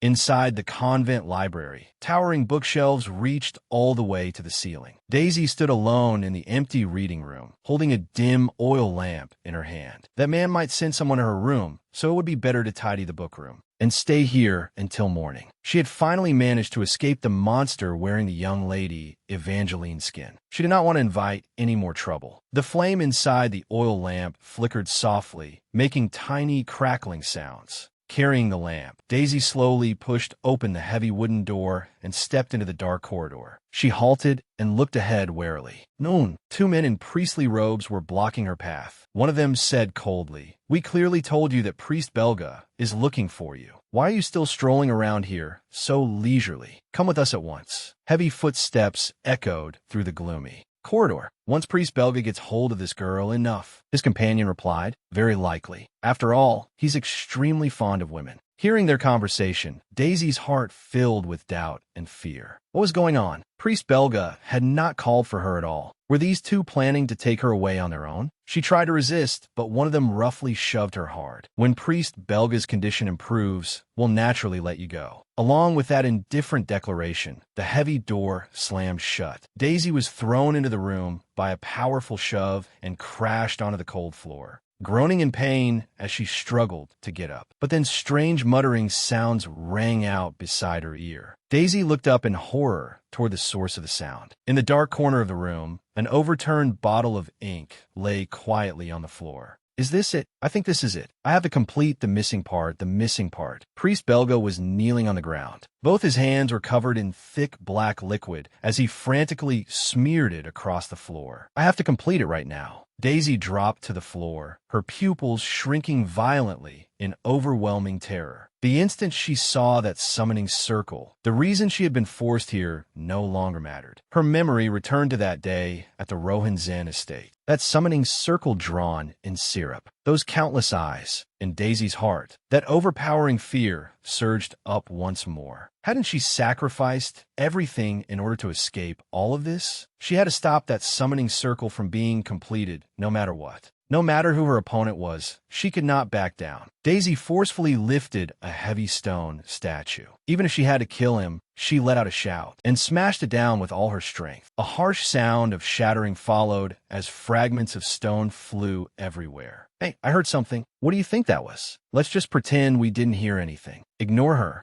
Now that we've locked that woman inside, she'll naturally understand what's going to happen. Daisy collapsed onto the floor, panting. Sweat rolled down her cheeks. The obese body dropped heavily onto the floor with a thud. Syrup gushed from the wound, wriggling across the icy floor. How had this happened? What had she done? She had only wanted to stop him, only wanted him to stop. What would happen if she were caught? Killing a clergyman inside the sanctuary was a burden heavier than any other crime. It was not merely the taking of a life, but blasphemy against those favored by the gods. If she were caught, the only thing waiting for her was the guillotine. Daisy knelt collapsed on the cold floor, both hands clutching her head tightly. There was no way out anymore. If only someone could help me, even just one person. At that very moment, a long lock of pitch-black hair drooped down from above and silently brushed past her shoulder. Daisy looked up in terror. What is this? Hair? Countless strands poured down like a waterfall, engulfing her in darkness. Deep within that dense black curtain of hair, a mouth full of jagged fangs slowly opened. A bright red tongue licked at the corner of its lips. A low voice sounded beside her ear. Need help. Daisy let out a short scream. Why you? What are you? A pitch-black hand suddenly shot out and clamped over her mouth. Chill. You must stay quiet. The dark figure slowly drew nearer, revealing a pale face lined with sharp teeth. I thought you didn't want to get caught. The black-haired man leaned close to her ear. If you promise to stay quiet, I'll let go. Daisy breathed rapidly, then finally gave a stiff nod. She stared fixedly at the entity before her. Who exactly was this? No, could he even be called human? The man straightened up. Dark energy clung to him, spreading like ink. I caught that fellow's scent, so I came sniffing around. But why is there only you here? Would he spare her if she did as he said? That fellow. The black-haired man bent down and asked Daisy closely. Don't you know? The one covered in eyes. His name is Pharaohs. Daisy trembled violently. Covered in eyes? Was he talking about that monster? The black-haired man bared his fangs in a grin. Looks like you really do know him. I've got some personal business with him, so you'll have to lead me to him. Daisy shrank back in fear and stammered. Please, wait a moment. About that, the black-haired man let the smile vanish. If you don't want to lead the way, then that would be unfortunate. Didn't you just make a wish a moment ago? He extended his sharp nails and lightly drew a line through the air. I came all this way for such a cheap price. The least you can do is make it worth my trouble, no? The man who had been lying collapsed in the pool of syrup suddenly twitched once. Under Daisy's horrified gaze, the corpse staggered to its feet. The way it stood there made it look exactly like a puppet pulled by strings. The black-haired man stuck out his vicious scarlet tongue, spat, and said, "Heh." Even looking again, this corpse really is to my taste. Only lunatics as gleefully insane as me would want to look at him twice. Suddenly, he stopped moving, and a strange smile appeared on his face. Oops, I almost forgot the after-sales service. Countless strands of jet black hair surged from beneath his feet like a tide. In the air rang the crisp, snipping sound of scissors. The two guards dropped down like flowers with their stems cut. Well now, their heads fell off. The two guards walked stiffly onward, their heavy footsteps echoing through the corridor. Around their necks remained vicious streaks of syrup-like marks. Their heads, as though manipulated by invisible threads, swayed slightly in rhythm with the movement of their bodies. Daisy collapsed to her knees on the ground, both hands clamped tightly over her mouth, broken sobs escaping from her throat. Standing behind her, the man let out a burst of mad laughter. He clapped his hands together. Yes, exactly like this. Absolutely perfect. The thing you're looking for should be over there, right? He stopped walking, sniffing at the air. I'd bet that rotten stench is already spreading everywhere. Has he set up camp over there? Daisy answered quietly, very likely. Then I'm off now. The man turned around. If you need help again, just call for me. But next time, I'll charge the full price. Daisy raised her head and looked toward the giant flowering tree in the estate. Ever since the day that young lady hanged herself there, the tree had never shown any sign of withering. Even now, the blossoms had never faded. A carriage slowly came to a stop beside her. Sitting high on the driver's seat, the coachman called out, "Where to? Where to?" On the coachman's neck was a long, savage red slash, yet the corners of his mouth were still pulled up in a mechanical smile. "Where do you want to go?" Daisy closed her eyes tightly and took a deep breath. "To the temple." Evangeline halted. She lowered her head and looked at the enormous creature lying in the grass. What is this? She had never seen a creature like this before. In the middle of a flower-filled meadow, a gigantic black wolf was curled up in pain. Several deep wounds marred its side. A strange purple light seeped out from the wounds. The wolf weakly opened its jaws. A broken, pleading groan came from its throat. "Help! Help me!" Evangeline stiffened slightly. A wolf that could speak a human language? Could it be a werewolf? A shrill scream suddenly tore through the air. "The corridor is on fire. Someone, get over here, quick. What in the world is going on over there?" Those screams definitely meant something had happened. Another guard barked an order with certainty. "Hurry!" That feeling. It was a painting going up in flames. The giant painting twisted in the blazing fire. The crowd panicked and scattered in all directions. This was just like a mathematical formula.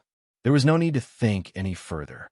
A talking wolf meant a handsome werewolf. If Gabriel was already the male lead, then this one had to be the second male lead. Evangeline had more or less guessed how the plot would unfold. In the original story, after Kona was bullied by the villainous Evangeline, she would secretly sneak out into the garden and cry alone. There, the young girl would happen to discover an injured wolf. Following the classic formula of a Western fantasy romance novel, beast folk were always hunted by slave traders. So the heroine would devotedly nurse and protect him. Because she always treated him like an ordinary animal, there would be all kinds of intimate accidental touches between them. After that, he would transform into a handsome man. The two would fall for each other, and then the story would continue from there. Wow, this really was textbook fantasy romance material. Evangeline froze.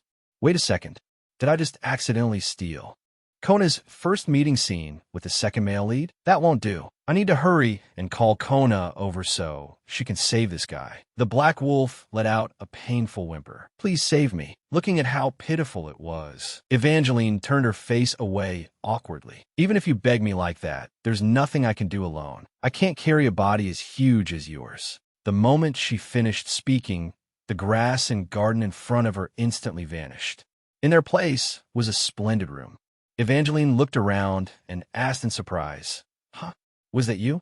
The black wolf wagged its tail like a puppy, its eyes sparkling as it answered. That's right, teleportation. So beast folk in this world could use magic too. Looking at the black wolf wagging its tail in front of her, Evangeline thought. It begged so desperately for help. I can't just ignore it. At the very least, I should treat its wounds first. She crouched down and fumbled through its thick fur. That said, how exactly am I supposed to treat you? Your fur's too thick. I can't even see where the wound is. The black wolf replied in a low voice. Please wait a moment. A puff of smoke and sparkling light burst forth. A tall man appeared before her. Evangeline, can you see it clearly now? Evangeline clapped a hand over her mouth and took a startled step back. Good heavens, a wound that bad wasn't something simple first aid could handle at all. What am I supposed to do? Call for a doctor? Just then, a round little three-eyed cat lightly jumped onto the carpet. A tiny, exquisite bottle of medicine hung from its neck. It walked forward with elegant steps until it reached Evangeline. Pudding. Evangeline stared in shock. The delicate little bottle landed safely on the carpet. She picked it up and examined it carefully. Is this holy water? Goodness, our little Pudding really is a genius. They say other people's cats only know how to bring home snakes. But my baby actually brought back holy water. Our clever little spirit, Pudding.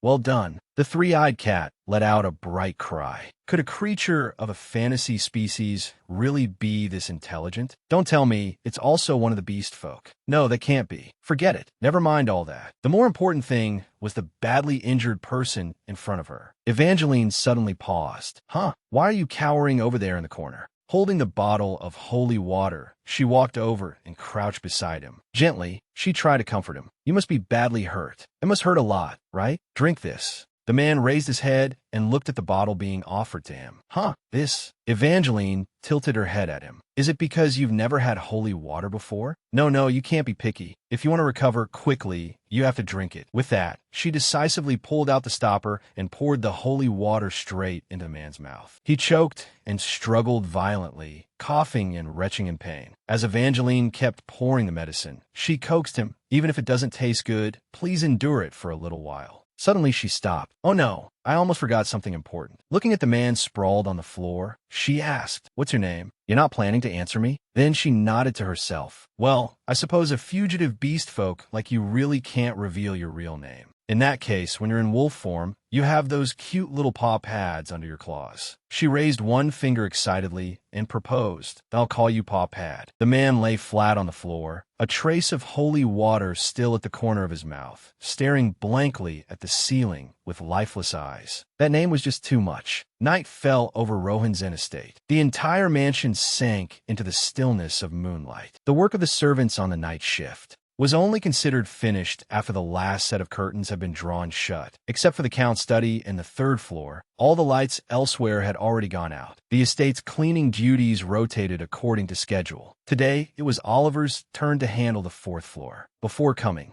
a co-worker had comforted her, saying there was nothing scary about the fourth floor. They had even reassured her that Miss Evangeline never left her room, so all she had to do was focus on her work. Oliver stopped and stared at the dark corridor, stretching endlessly ahead. Why did they lie to me? That painful moaning had been going on for quite a while now. Anyone hearing it would get goosebumps. Carrying a lantern, the maid walked slowly through the dim corridor. Along the way, every time she extinguished another lamp, that eerie sound became clearer. She held her breath. Every step made her shudder with fear. Cold sweat poured down her cheeks. She stared straight ahead with wide-open eyes when suddenly something sticky touched her foot. Something had splashed onto the top of her foot. She lowered her head and, by the dim light, saw a pool of dark red liquid on the floor, horrifying to behold. Blood kept seeping through the crack beneath the door, winding and crawling across the spotless white marble floor like a twisting, venomous snake.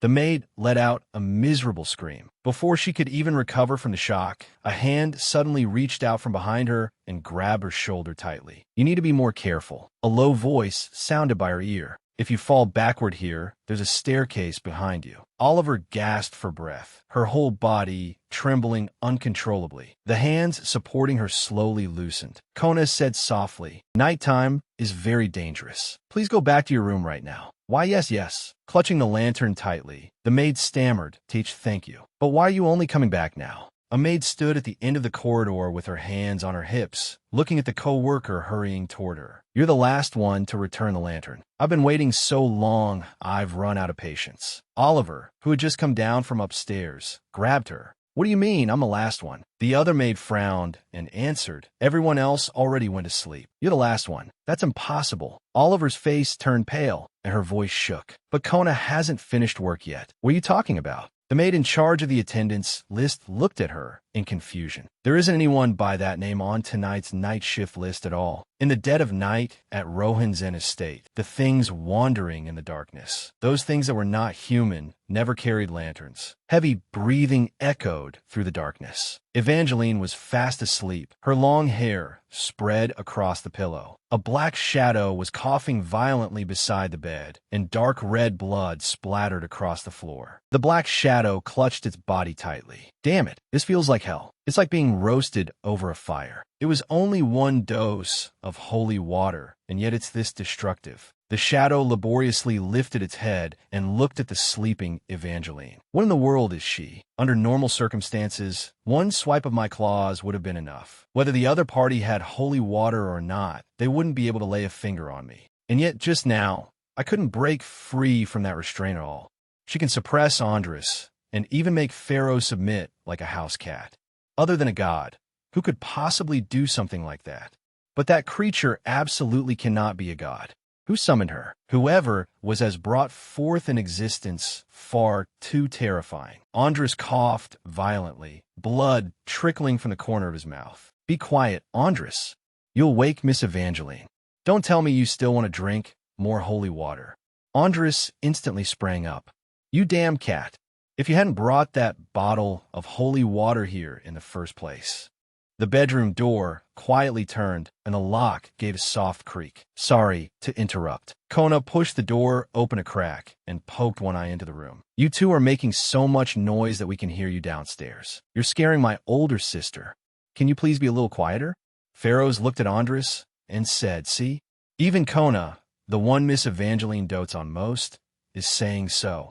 This is absurd. At this point, it's as if I'm the criminal just because I'm the one making noises in pain. Morning sunlight streamed through the large windows, spilling across the silent corridor. What? Evangeline sat up in bed. Her body felt heavy, as though she'd had sleep paralysis all night. Those hallucinations had screamed without stopping. She hadn't been able to get a proper wink of sleep. Why were there ghosts in this Western romance story? Rubbing her eyes, she thought maybe she still wasn't fully awake, because she still felt as if she were trapped in a dream. She looked at the morning light filtering through the window. The warmth beside her was the only thing that felt real. Pharaoh's was curled up at her feet, breathing evenly. But in the end, this still wasn't the real world she knew. This place lacked that sense of reality. It might not be a dream, but it was still a world created out of lines of text. Thinking about it that way, there wasn't much difference. She let out a small sigh. There's no point thinking too much about it. I can't go back right now anyway. Thinking too much would only make her homesick. Evangeline lifted Pharaoh's from her feet and held him up to her face. Good morning, Pudding. Andres immediately moved in, sticking out his tongue and wagging his tail. Did you sleep well? Evangeline tightened her hold on Pharaoh's. Get down this instant. Andres let out a resentful groan. Why was he the only one who got special treatment? Evangeline turned away sharply, her voice resolute. I do not want to share a bed with another grown man. Andres froze. Doesn't she know he can turn into a person too? He's just pretending to be completely different from me. Evangeline turned to stone. Is that true? Pharaoh's let out a bright cry in response. Yes. Images immediately flashed through Evangeline's mind. All the time she had held him in her arms and doted on him, even letting him rub against her cheek. At that moment, a soft light flashed. The cat-shaped creature disappeared, replaced by a small young boy. Do you not like me anymore? Evangeline let out a breath of relief and patted her chest, mumbling to herself, thank goodness. He's just a child. For a second there, I thought I had been cuddling. A grown man. That really scared me. Actually, maybe this is for the best. If I woke up in this body without any warning, then maybe one day I'll suddenly disappear in the same way. Even if one day Pudding suddenly loses his master, Paw Pad will still be by his side. They're both beast folk. Pudding won't be lonely anymore. She hugged Pudding again and gently stroked the boy's hair. I'm very happy because I could never, ever dislike my most precious Pudding.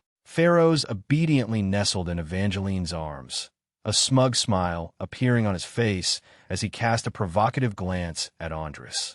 Andres trembled with rage, baring his teeth as he roared, Hey, you get off the bed too. I said get down right now.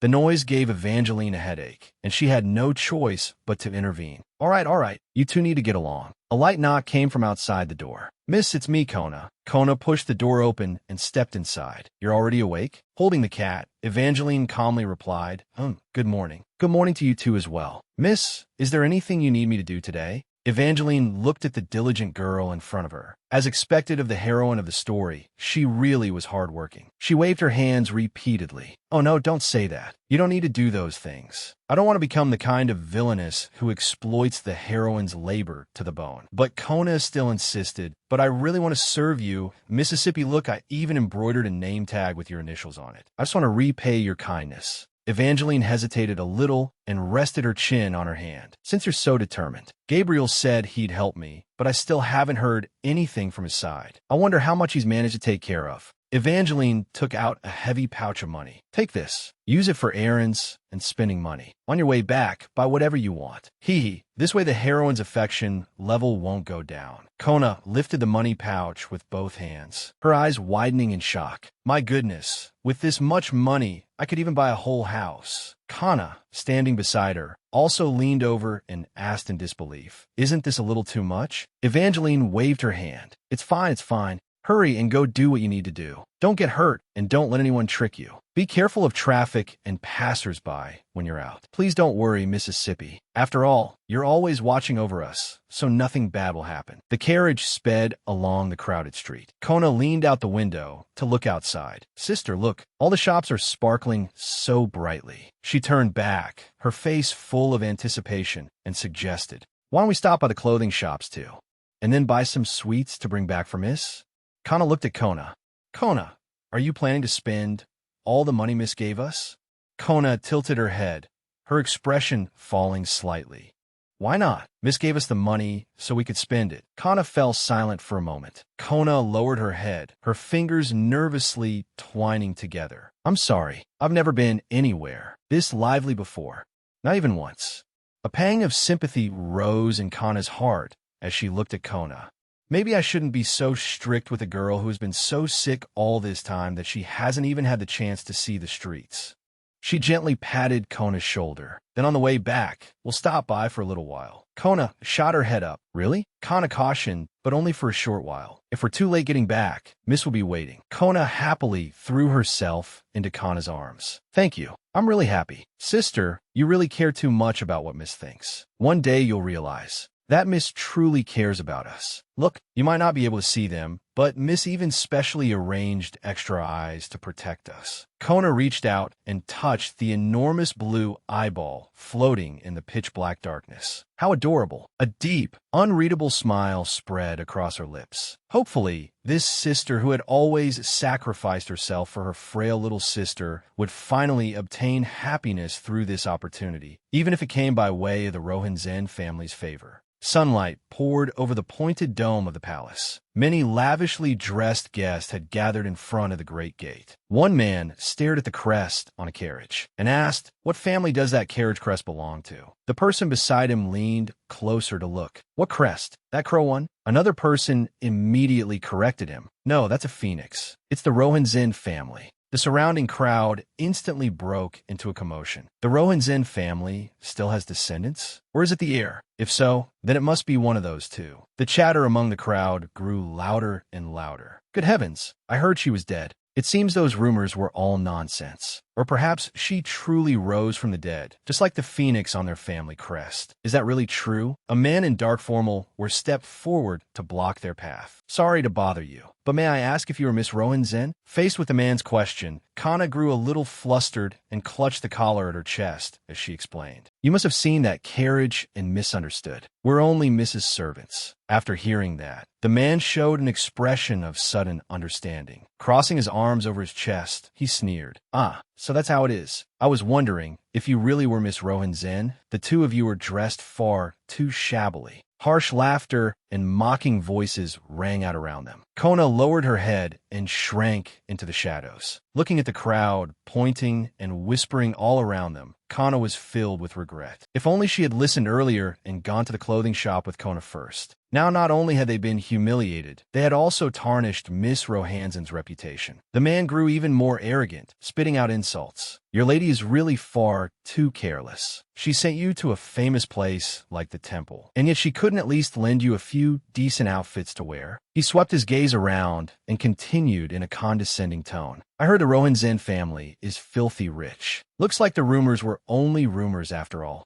Kana anxiously glanced at Kona standing beside her. This man actually dared to say such things openly right in front of Kona. Kona remained silent. Her blazing red hair hid her eyes, and her whole body gave off a cold, eerie aura. Completely unaware, the man kept laughing. Or should I say, has she already been abandoned by her mother's family, the Hosakin ducal house? So much so that she can't even spare enough money to buy clothes for her servants. Kana had never seen that expression on Kona's face before. No, perhaps she had seen it once. Could it be that Kona really intended to kill him right here? Kana hurriedly turned away, not daring to look at that horrifying scene any longer. Please, anything but this. The temple square, which had been noisy just moments ago, suddenly sank into deadly silence. Kana looked around in confusion. Why had it suddenly gone so quiet? Evangeline stepped down from the carriage. Her eyes were slightly lowered, her expression both cold and proud. Going back to a short while earlier, when Evangeline was still at the estate, she sat alone in the spacious dining room. A maid carefully set a plate of food in front of her. When will Kona and the others be back? They've been gone so long without a single word. Did my parents once wait for me with feelings like this too? Lowering her lashes, she murmured softly, "Could it be that I want to see them?" Andres, standing beside her, bent slightly and replied, "If you mean Kona and the others, they most likely haven't even reached the central temple yet. So please focus on eating first." But at that moment, a loud crash came from outside the dining room door. The maid carrying a plate of salad froze in shock. The porcelain dish in her hands fell and shattered across the floor. Fresh vegetables and shards scattered everywhere. The maid let out a startled cry and collapsed to the ground. "I am sorry. I am terribly sorry, miss. Please forgive me just this once." Evangeline looked at the scene before her. A trace of bitterness rose in her heart. Seeing this, how could she possibly keep eating? It seemed she was still being treated like a villainess. She gave a soft sigh and waved her hand. "It's fine. Go get some holy water and treat your injury." As if granted a pardon, the maid hurriedly scrambled to her feet and ran from the dining room. "I miss Kona and Kana so much it hurts. I'm about to go crazy from loneliness." She sprang up from her seat. "Let's go find Kona." Andres, standing beside her, replied in an even tone, "Your protectiveness toward humans, isn't it a little excessive? This has gone beyond normal overprotectiveness." The next second, the surroundings began to blur and twist. Andres lowered his voice. "While no one was paying attention, I teleported us into the carriage." Satisfied now, Evangeline looked around and saw that the scenery had indeed changed to the inside of the carriage. Her face lit up with joy.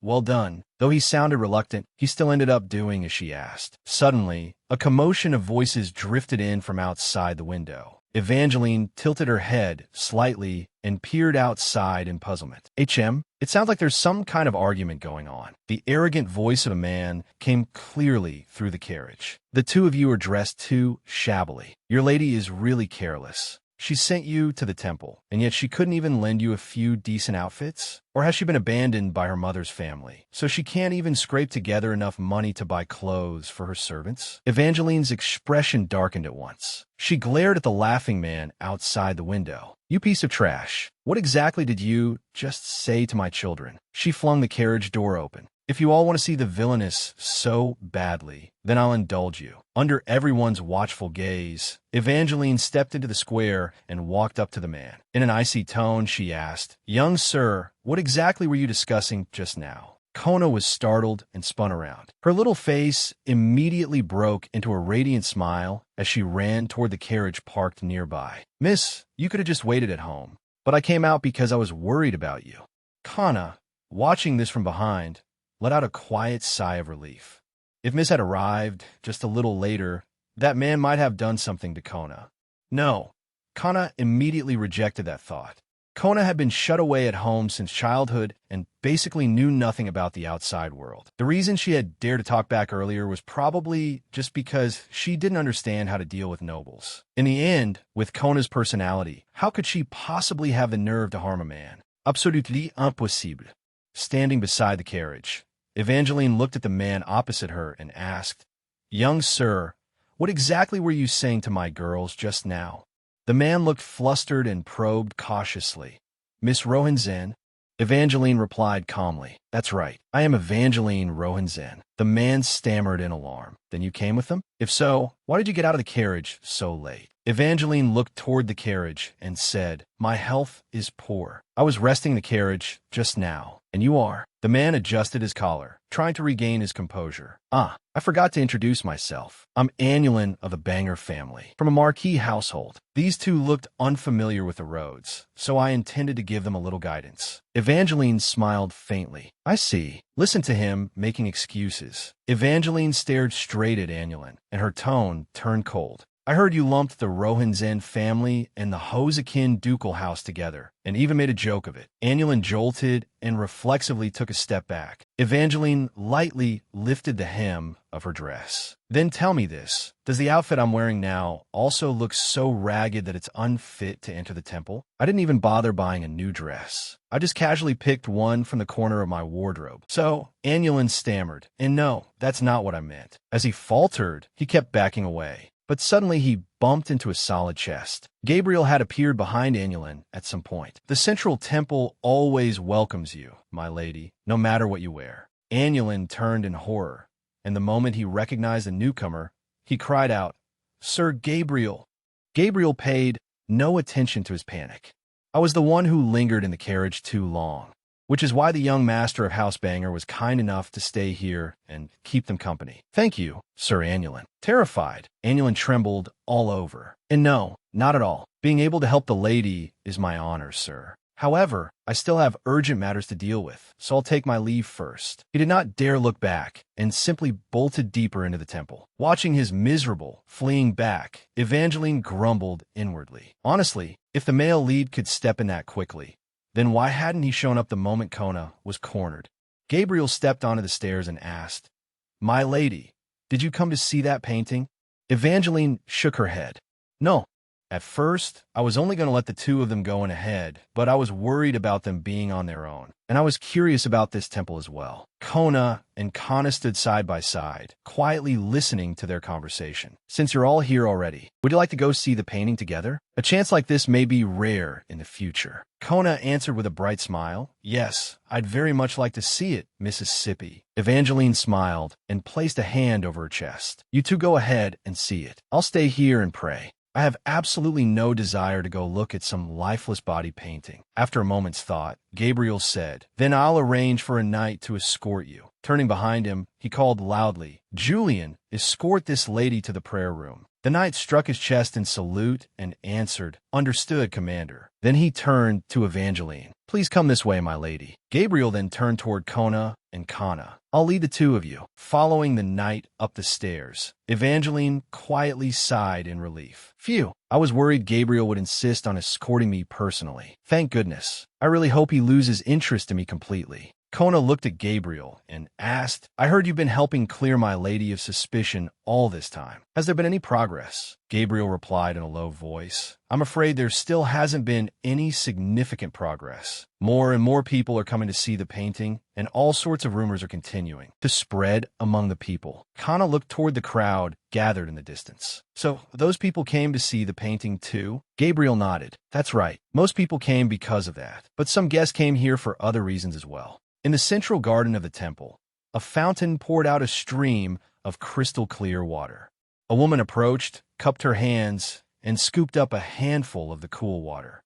She raised it to her mouth and gulped it down, her throat bobbing rapidly with each swallow. Seeing this, Kana murmured, I've never seen a noble woman do something like that. Can the water in the fountain be drunk? Gabriel answered calmly, It can. That is holy water. What did you say? Kona's eyes widened slightly, and a strange gleam flashed deep within them. Gabriel continued explaining, Not every guest who comes here has the right to drink it.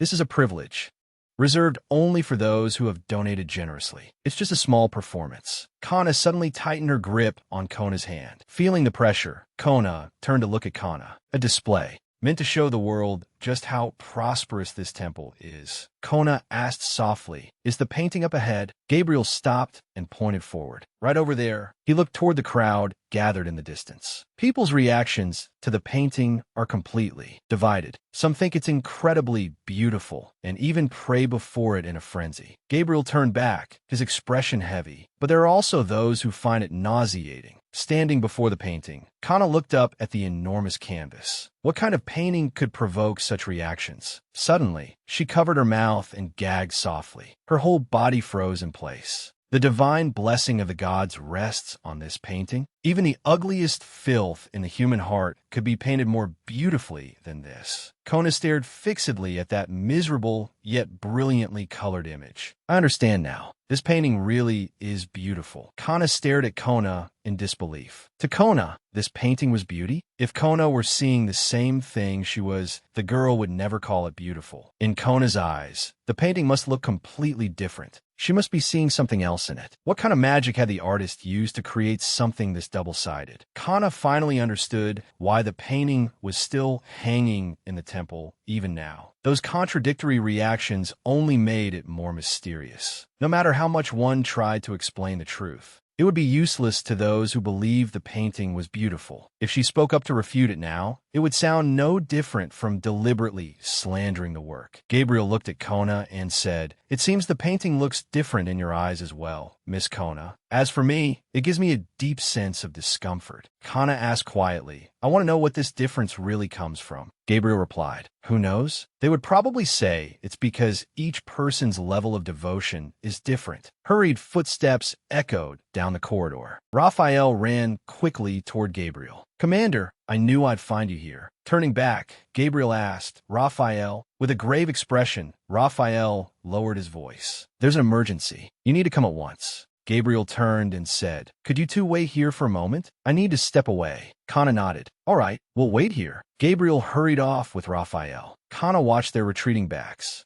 She truly wanted to leave this place right now. But Kona was so absorbed in staring at the painting that she could not abandon the girl and run off alone. Kona still stood before the painting, the corners of her lips curving upward slightly. "Sister," the girl turned around. A strange light shone in her eyes. "Does the painting look different to you too?" "To me, it looks like a pile of eyes." Kana stiffened in shock. Eyes. That was exactly what she had seen. So Kona was seeing exactly the same thing she was, and yet she still called it beautiful. She found those horrifying eyes beautiful. No normal person could look at eyeballs gouged from human bodies and praise them as beautiful. Kana lowered her head, her heart filled with fear and extreme unease. Kona's perception had completely broken down. It felt as though something bizarre was hiding inside the girl's body. She had no idea when this change began. Was it after Donald kidnapped her?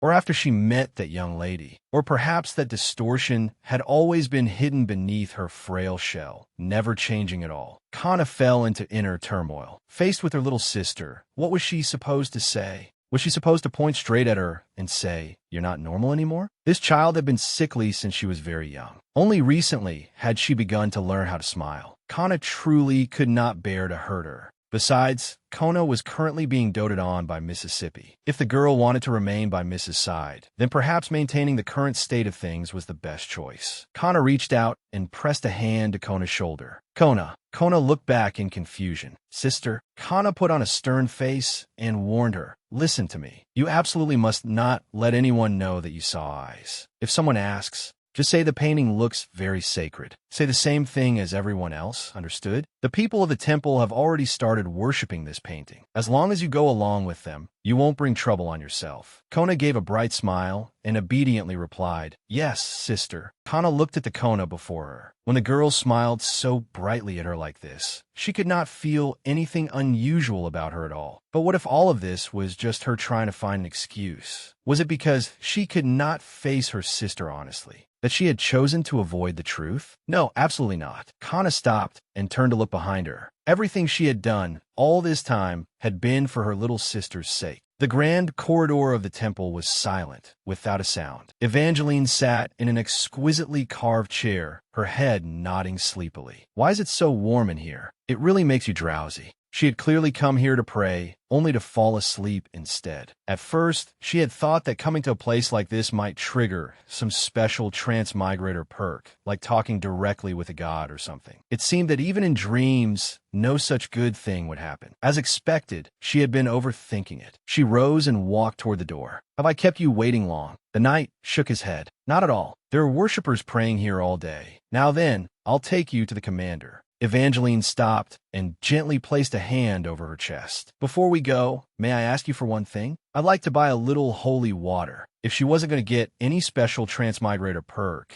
then at the very least she ought to stock up on some recovery items." Although she didn't know why such things seemed ineffective on her, they would surely be useful for something else. Spreading both hands, Evangeline gestured animatedly as she smiled and asked, "Would 10 bottles be possible?" With a clear clack, an exquisite wooden box was opened. Inside, 10 bottles of holy water were arranged neatly, glimmering with a soft light. The knight exclaimed in admiration, "How impressive, my lady. Even if I spent several years' worth of my wages, I still wouldn't be able to buy this much." Evangeline looked at his enthusiastic expression. She thought to herself, the name really didn't sound like a knight's name at all. It sounded more like a salesman's. Evangeline looked at the whole box of holy water and felt a bit troubled. Then again, how was she supposed to carry all this? If she had to haul it all herself, that would be far too inconvenient. Evangeline turned her head toward the big lump. Andra stayed rooted to the spot. "You're not thinking of making me carry all this, are you?" Evangeline asked, as if it were the most obvious thing in the world. "Then are you saying I should carry it myself?" Andras clutched his chest.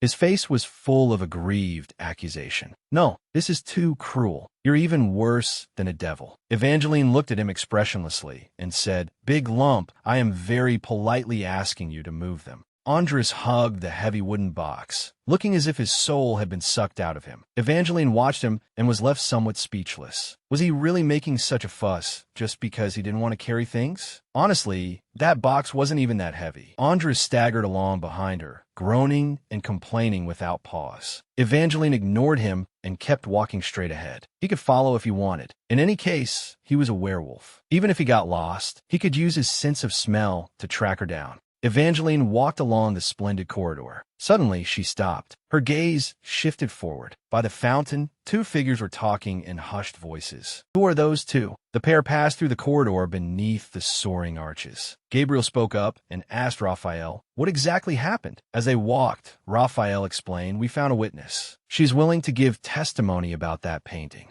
I've already verified her identity. She's very credible.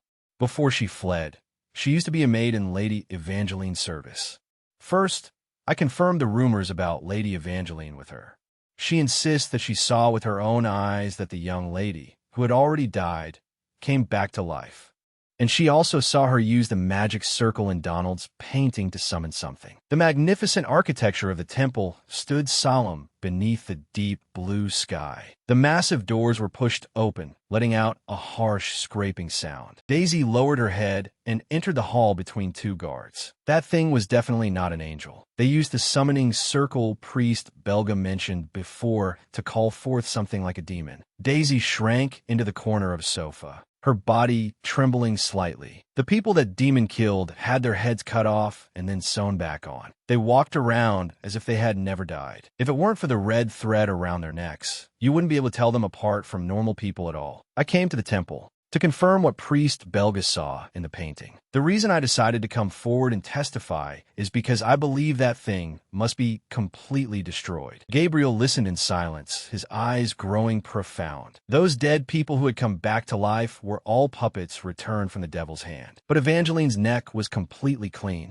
There was no trace of stitching at all, nor was there any red thread ring that symbolized death. Gabriel sank into thought. If Evangeline, too, had been brought back from the dead, why was she so different? What exactly was it that made that woman so special? Gabriel closed his eyes, and his memory returned to that night of raging flames. Amid the sea of fire that lit up the sky, Evangeline stood with her back to everyone. Her long hair fluttered in the heat waves. When she slowly turned around, her platinum hair, originally pale, had been dyed a blazing red by the firelight. Evangeline gazed forward in silence. Those red eyes of hers carried a coldness and distance that stirred the heart. That image remained deeply imprinted in Gabriel's mind, like a flower blooming on a withered branch. That corpse had moved in defiance of divine power. Its existence had awakened his curiosity, or rather, to be more precise, it was a feeling closer to fear.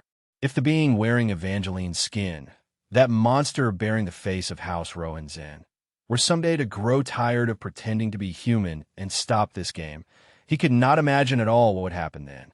So this was the reason. This was why he could never stop himself from wanting to help Evangeline. He withdrew from his thoughts and called out, Raphael. Raphael immediately stepped forward and waited respectfully for orders. Gabriel instructed, bring over the 2 guests who were with me earlier. Since they seem inclined to support Evangeline, I should share this report with them. A moment later, the heavy doors were pushed open. Raphael's voice came from outside. Commander, I've brought them. Please come in. Daisy suddenly halted, her whole body stiffening in place. Kana looked at the girl before her. Daisy, why are you here? Daisy stared at Kana in disbelief. Kana said, I heard you went blind. Are you all right? Kana stepped forward and reached out with concern, but Daisy reacted as if she had seen something utterly horrifying. Her pupils shrank abruptly, and her whole body began trembling violently. She backed away in terror and stammered, Kana, who is that? Kana hurriedly explained, she's my younger sister. She's been working with me at the estate lately. Hearing that, Daisy seemed to suffer an enormous shock. She clutched her head in pain, digging her nails into her skin, letting out despairing groans.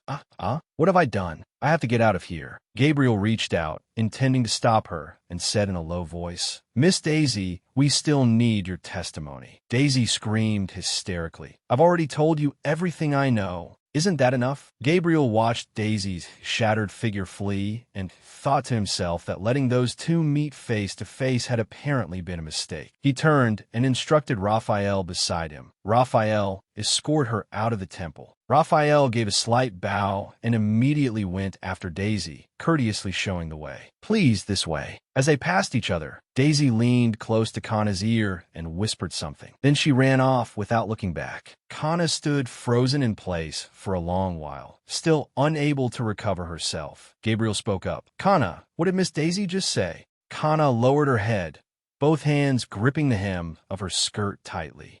It was nothing. Really, it was nothing. Gabriel studied Kana's pale face and understood at once. It seemed Daisy had not cooperated as he had expected either. In that case, he could only choose to help Evangeline instead. The fountain in the temple courtyard continued spraying water tirelessly. Evangeline lifted the hem of her elaborate lace dress and slowly walked over the shining marble floor. She stopped and looked toward the pool. A knight was approaching from the corridor. Sir Raphael. Raphael turned around, a bright smile blooming on his face. Julian and Lady Rohan Zen as well. Evangeline stood there quietly, her red eyes calmly fixed on him. Hello. Raphael quickly walked over. I'm Raphael of the Polaro's Knight Order. We've met before. Do you remember me, my lady? I was there at the scene when the fire happened too. You came here at the commander's request, didn't you? Thank you very much. Have you had the chance to look around the temple yet? It's incredibly magnificent. The first time I saw it, I was completely dumbfounded. Evangeline looked at the lively knight in front of her and thought to herself that he truly was a knight overflowing with energy. Raphael suddenly seemed to remember something. Oh, right. This nun also used to work for House Rohan Zen. Do you remember her, my lady? Evangeline looked at the face before her. It did seem somewhat familiar, but no matter how hard she tried, she couldn't recall exactly who it was. Feeling a little awkward, she asked, May I ask your name? Daisy suddenly lifted her head.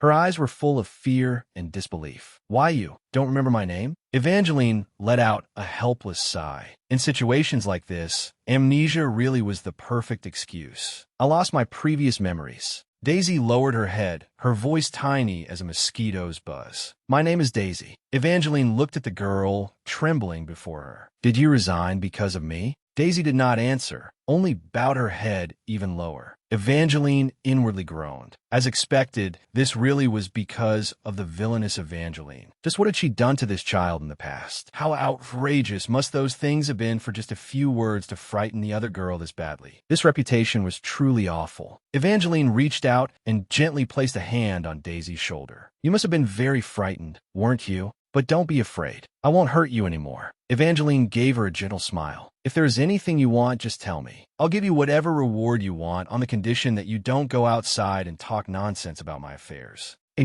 Evangeline let out a sigh of relief and patted her chest, muttering to herself, All right, the situation isn't too terrible yet. Gabriel is probably a little interested in me, so it should be fine. At the very least, he won't do anything that would harm me. Andres came over carrying the box and said, "My lady, I'm here." Evangeline complained in dissatisfaction. "Honestly, why are you so late?" Andres replied helplessly, "Come on." "But in the end, I still obeyed you and came running over, didn't I? Didn't I?" Andres turned his head, his gaze falling on Daisy not far away. Do you two know each other?" Daisy looked extremely restless. "I have to go. Let me see you off as sister." Daisy flinched and hurriedly waved her hands in refusal. "It's fine, no need. The carriage is right over there." Knight Raphael watched Daisy's retreating back and said, "All right, that does seem to be the case." Daisy ran off without once looking back. Evangeline looked at the empty corridor. "She's gone." The knight replied somewhat helplessly, "It seems so." "So, did you two have a pleasant conversation?" "To protect your privacy, I kept my ears tightly covered." Evangeline fell into thought. "I'm not sure. She didn't look like she wanted to talk to me. To be honest, I don't even remember who she is." The knight attending her said, "What? Well, if all the servants were lined up in a row, I probably wouldn't be able to tell who was who either." Evangeline looked at the knight's bright smile, yet unease rose again in her heart. He was clearly smiling so gently, so why did he seem so suspicious? Daisy had obviously run off in the middle of speaking with her just now. Wouldn't a normal person ask why? Was this what it meant to hide one's depths? Could he be the scheming type? Raphael turned to Andres and asked, "By the way, who is this young master?" Evangeline immediately cut in and answered, "Is my bodyguard." Raphael clasped his hands together in sudden understanding. "Ah, so you are a knight. You don't have a sword at your side. I didn't notice just now."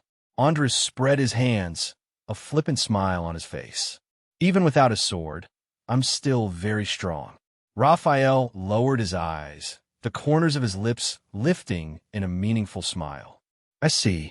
Then," he turned and said to the colleague beside him, "I remember now. Before going home, you still need to go to the knight's reception room to meet the captain, right? In that case, I'll head back with you. Lead the way." "How would you know Daisy?" Evangeline asked. Andres asked back, "The girl just now." "Ah, her. We just helped each other with a little something." Evangeline stared at him suspiciously. "You didn't bully her, did you?" Andres curled his lip, putting on an innocent face in self-defense. "How could I? I helped her. I was the one who helped her escape, you know." Evangeline took on a thoughtful expression and murmured, "I think I vaguely understand now. So those injuries were mostly left by the slave traders after all." After all, he had just said with his own mouth that they had escaped together. That meant Daisy and he had both been captured by slave traders before. That was why Daisy had looked so frightened when she saw him just now, because he had brought back the painful memories of when she was imprisoned. People usually called this post-traumatic stress disorder, right? Andres added from the side. "Besides, I also cleaned up the scene very thoroughly afterward." Evangeline looked at him and said, "So you even took care of those slave traders while you were at it? That truly deserves praise." Evangeline reached out and gently stroked his hair, praising him. "You did well." In a corridor not far away, Raphael stopped walking and silently witnessed the scene. He turned his head, wearing a meaningful smile, and asked as if not paying it much mind, "The relationship between you and your bodyguard seems quite close, doesn't it? If the woman your superior likes is patting another man on the head, then for a subordinate, that situation might become a little awkward." Evangeline awkwardly withdrew her hand. Covering her mouth, she gave a soft laugh and repeatedly denied it. "Not all. We are absolutely not close." Raphael stopped, tilted his head slightly, and replied in a low voice, "I understand. So that's how it is." In the distance, mountain ridges rose and fell. Sunlight blanketed the peaceful village. Jim wandered everywhere in search of inspiration. He was determined to create a masterpiece far beyond all his previous works. Ever since he had found inspiration in Donald's death, he had been unconsciously drawn to places filled with the breath of death. At last, he discovered a corpse that left him extremely satisfied, seeing an old woman clutching the lifeless body of a child and crying bitterly. He actually stood right in front of that grief-stricken elder and endlessly praised that cold corpse. Jim stretched out both arms and, nearly crazed, begged the old woman to allow him to paint that lifeless body. But no family could tolerate such blasphemy. The old woman furiously cursed him and drove him out of the village. Jim fled with his pack on his back, but he still could not give up on the unfinished painting. In the end, he sneaked back into the village and stole the lifeless body. Carrying the small corpse in his arms, he vanished into the night. When the old woman learned what had happened, she flew into a mad rage. She gathered the furious villagers, who raised torches and farm tools high as they searched everywhere for Jim's whereabouts. In the end, the villagers caught up with him in the wilderness. They surrounded Jim and beat him with clubs until he died. Jim collapsed in a pool of blood, his body twisted. At that very moment, something eerie happened. At the instant Jim breathed his last, as if wanting to follow its master, his painting also suddenly burst into fierce flames. Horrified screams rose from the crowd. "Look, over there!"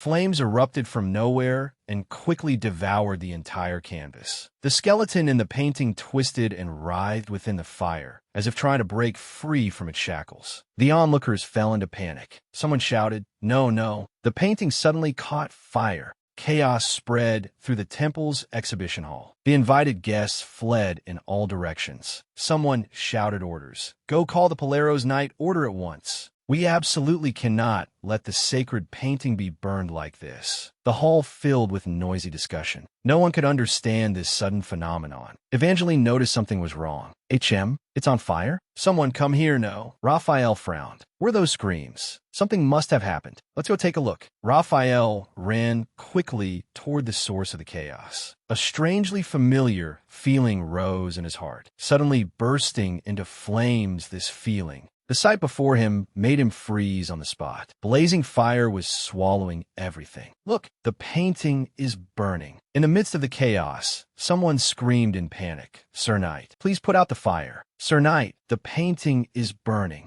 The screams rang out without end. The crowd descended into utter chaos. Countless hands stretched forward, crying out desperately, "Sir Knight, please, save the painting. Sir Knight, good heavens, had they all gone mad? Just because of a painting, people were losing their minds like this. Shouldn't they just let it burn to ashes? No, no, I can't do it. I can't let the painting be destroyed like this." A young man charged straight into the sea of flames. He spread his arms and tightly embraced the huge burning painting. The fire immediately engulfed his back. A miserable scream tore through the air. "Meeson, why was he here? I clearly locked him in a room." Seeing this, Raphael roared, "Meeson, put the painting down. Let go of it now." Meeson seemed unable to hear a single sound. He ignored the fire spreading across his body, both hands still gripping the frame tightly. Raphael shouted at the figure in the flames, "Meeson, snap out of it. Let go now." Meeson groaned in pain within the fire. The flames had already climbed to his shoulders. Raphael ground his teeth. Damn it, if this kept up, the man would burn to death. Was force the only way to drag these people away? What exactly was going on here? At that very moment, Raphael heard whispers by his ear, as if a corpse were muttering to him. The scorching heat that had been there suddenly vanished into nothingness. In its place came a bone-piercing chill. Raphael froze in place.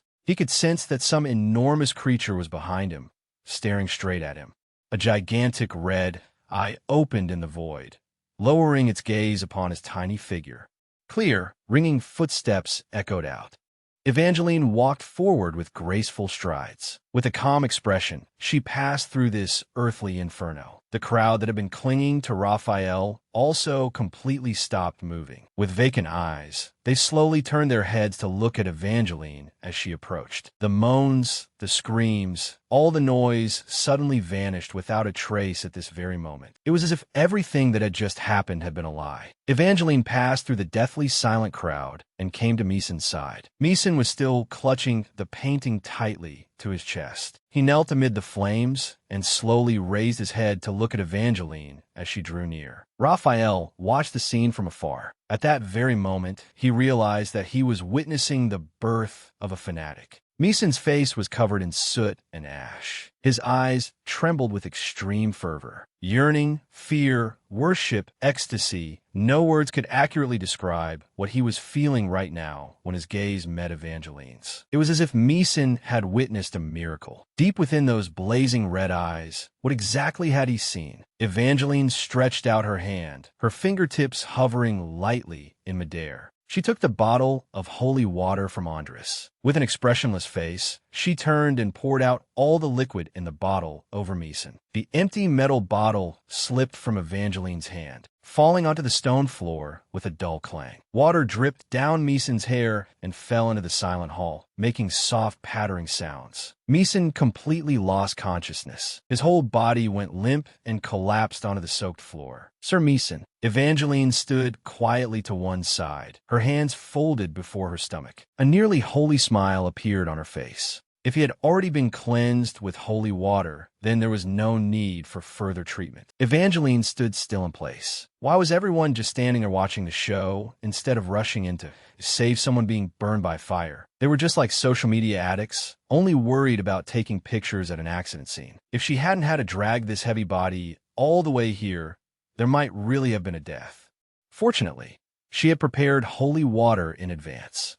As the tension gradually faded, Evangeline let out a long breath. She looked slightly drained.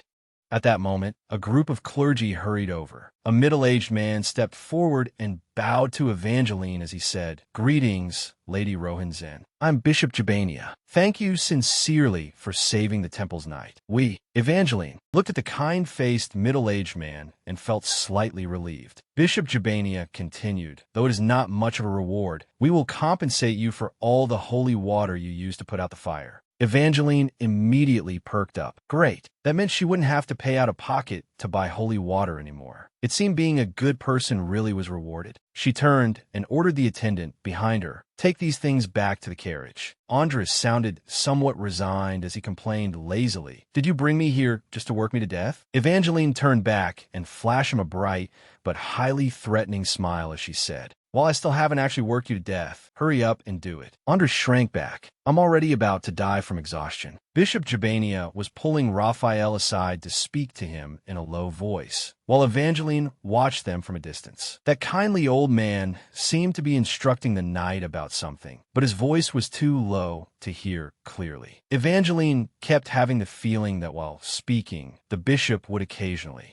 glance secretly in her direction. They weren't talking badly about her behind her back, were they? Raphael lowered his head in thought for a moment. "Sir, please allow me to take my leave first. I want to take Meeson away to rest as soon as possible." Bishop Jabania nodded. "I should have thought of that earlier. Leave the rest to me. Go take care of your matters." Raphael thanked him once more, then quickly turned and walked away. "Please come this way, my lady. The people accompanying you are with the captain." Evangeline clasped her hands before her chest and smiled in relief, as if a burden had been lifted. "Oh, thank you. I was worried because I didn't know where those children had run off to. They must have been waiting for a long time. I'd better go over there quickly." In another corner of the temple, Raphael was walking through the lofty corridor. "Please forgive me for greeting you so late. Thank you for saving Meeson. Although he lost consciousness, thanks to the holy water, he wasn't injured. We're deeply grateful." Evangeline clasped her hands before her chest and smiled brightly. "I only did what everyone should have done." At this rate, couldn't she finally shake off the title of villainess? She truly hoped she could smoothly escape the path of a villain like this. The temple priests began dispersing. The gathered believers. Everyone should probably return home now. Another priest joined in and urged them as well. "That's right. Staying here after a fire is too dangerous." However, the crowd that should have been noisy was now sunk in a strange silence, looking at the believers standing motionless like statues. Unease surged in the priest's heart. How strange. Why isn't anyone moving? He turned to ask a young woman beside him, "You haven't gone home yet? The painting is already burned up, so what are you still staring at?" The young woman did not reply. She looked like someone who had lost her soul, her vacant gaze fixed straight ahead. Her right hand slowly rose, and her finger pointed in a certain direction in the hall. The priest looked in the direction she was pointing. In that instant, he finally realized what was wrong. He began wondering why he had not noticed it sooner.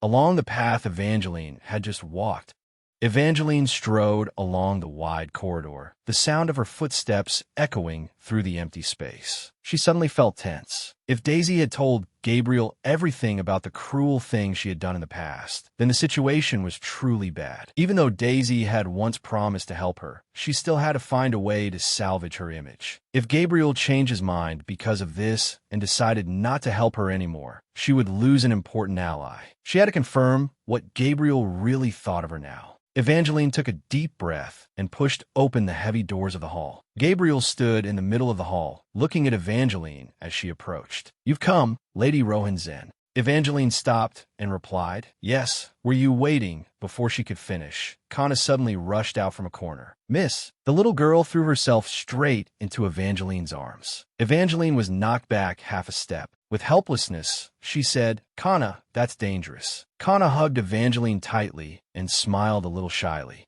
Sorry. Normally, the older Kana would definitely have stepped in to stop her. Why was she just standing there dazed now, staring at Kana? "Did you fight with your sister?" Kana shook her head. "No. Ever since she heard what Daisy said earlier, she's been like this the whole time." Just how shocking was that truth? That could make her ignore even her most beloved little sister? Gabriel held out a hand. "Lady Rohanzen, please sit here." Evangeline obediently sat down. That's right, Gabriel was the key figure now. Gabriel looked around and frowned. "Where did Julian go?" "I clearly remember telling Julian to escort you, my lady." Raphael stepped forward and reported in a low voice, "Commander, Julian is currently in the infirmary." Meeson was injured. After hearing the whole story, Gabriel understood. "So that's what happened. Thank you for saving Meeson, my lady." Since the bishop personally went to the scene, I believe the matter of the painting catching fire will be settled soon. After all, the bishop himself was never particularly fond of that painting. As for the Donau case, the number of people paying attention to it will likely dwindle as well. The investigation we conducted when taking the painting down should also prove useful. Is that so? I'm very curious what it is you've been investigating all this time. I heard you came here instead of going to the crime scene because of the painting since a witness appeared. So what exactly did Daisy say about me? Gabriel's expression grew serious. She said nothing. I didn't hear anything at all about you. Evangeline froze. This was far too strange. Daisy had clearly said she had told him. Gabriel handed over a stack of documents. "This is the testimony left behind by the witness who just departed." Evangeline took the papers. "Let me see. Donau's painting was meant to summon something?" As she read the contents, horror rose in her heart. Just how far had her summoning magic circle spread? Could the painting catching fire just now also be connected to that abbess from the monastery? Evangeline hurriedly flipped to the next page, and then the next one. Evangeline Rohanzen. Was this the part written about her? Suddenly, the lines on the paper began twisting violently. The letters that had been clear just a moment ago, now kept flickering and breaking apart like a glitched video. Wait, why did it have to malfunction right now? Was her automatic translation feature for transmigrators malfunctioning? Why were these ordinary lines suddenly shattering? Treatment like this really was worse than what even Divine Beast got. Gabriel looked at her and asked evenly, "Does this answer satisfy you?" Evangeline was so tense that sweat poured down her. Damn it, she absolutely couldn't let him discover that she basically couldn't read these words at all right now. Gabriel gestured with his hand. "If you'd like, you may take this file back with you." Evangeline looked at his unreadable face. Judging from his attitude, the matter probably wasn't that serious. He seemed incredibly calm right now, aside from that excessively handsome face. It was impossible to read any extra information from his expression. But honestly, he really was handsome from every angle. Evangeline decided to put the file away first and wait until the translation function recovered before reading it carefully. She turned to Kana beside her and said, "Kana, could you hold this for me?" Kana took the paper. The moment her fingertips touched the testimony, her eyes suddenly became cold and profound, fastening themselves on the contents of the page. Evangeline noticed the abnormality. "Kana?" Kana jolted back to herself. "I'll keep it safe. I absolutely won't let anything happen to it." Evangeline looked at Kana in confusion. What had that been just now? It felt like the way the girl had looked at the paper had been a little frightening. Had she just imagined it? Gabriel's voice rang out again, cutting off her train of thought. "Does this answer satisfy you, my lady?" Evangeline gave a slight nod. "Yes, this is enough." Gabriel looked at her intently. "I've told you before, haven't I, that I want to help you." Evangeline avoided his gaze. This man really was slick-tongued. He truly was the typical male lead of a romance novel. A knock sounded from outside the door. Through the door, a knight reported, "Commander, Bishop Jabania wishes to see you." Gabriel stood up and replied, "Understood. Tell him that after I see Lady Evangeline off, I'll come over at once." "Let's go, my lady." Evangeline stood up as well. "Yes, I feel I've stayed too long, too." The sunset dyed the sky red. A carriage waited in front of the magnificent building. The moment Evangeline appeared, Andres immediately ran over to greet her, loudly calling out, "Master, I'm back. Thank you for waiting." Evangeline reached out and gently patted Andres on the head. "Lady Evangeline." Evangeline turned around and saw Gabriel extending a hand toward her. He probably wanted to help her into the carriage by holding her hand. Evangeline placed her hand in Gabriel's broad palm. Gabriel took her hand along with emotion, gentle but allowing no refusal. Gabriel lowered his head slightly and placed a light kiss on the back of Evangeline's hand. He whispered, "I very much look forward to the day I see you again." Evangeline stood frozen in place, staring at the man before her. She silently stepped into the carriage. The carriage slowly rolled away and disappeared into the evening light. What was that just now? Unconsciously, she curled her fingers and pressed them tightly to her chest. What on earth had that just been about? Thank you for watching the whole video. If you enjoyed it, don't forget to like, share, and leave a comment. Don't forget to subscribe to the channel and press the bell so you won't miss the newest videos.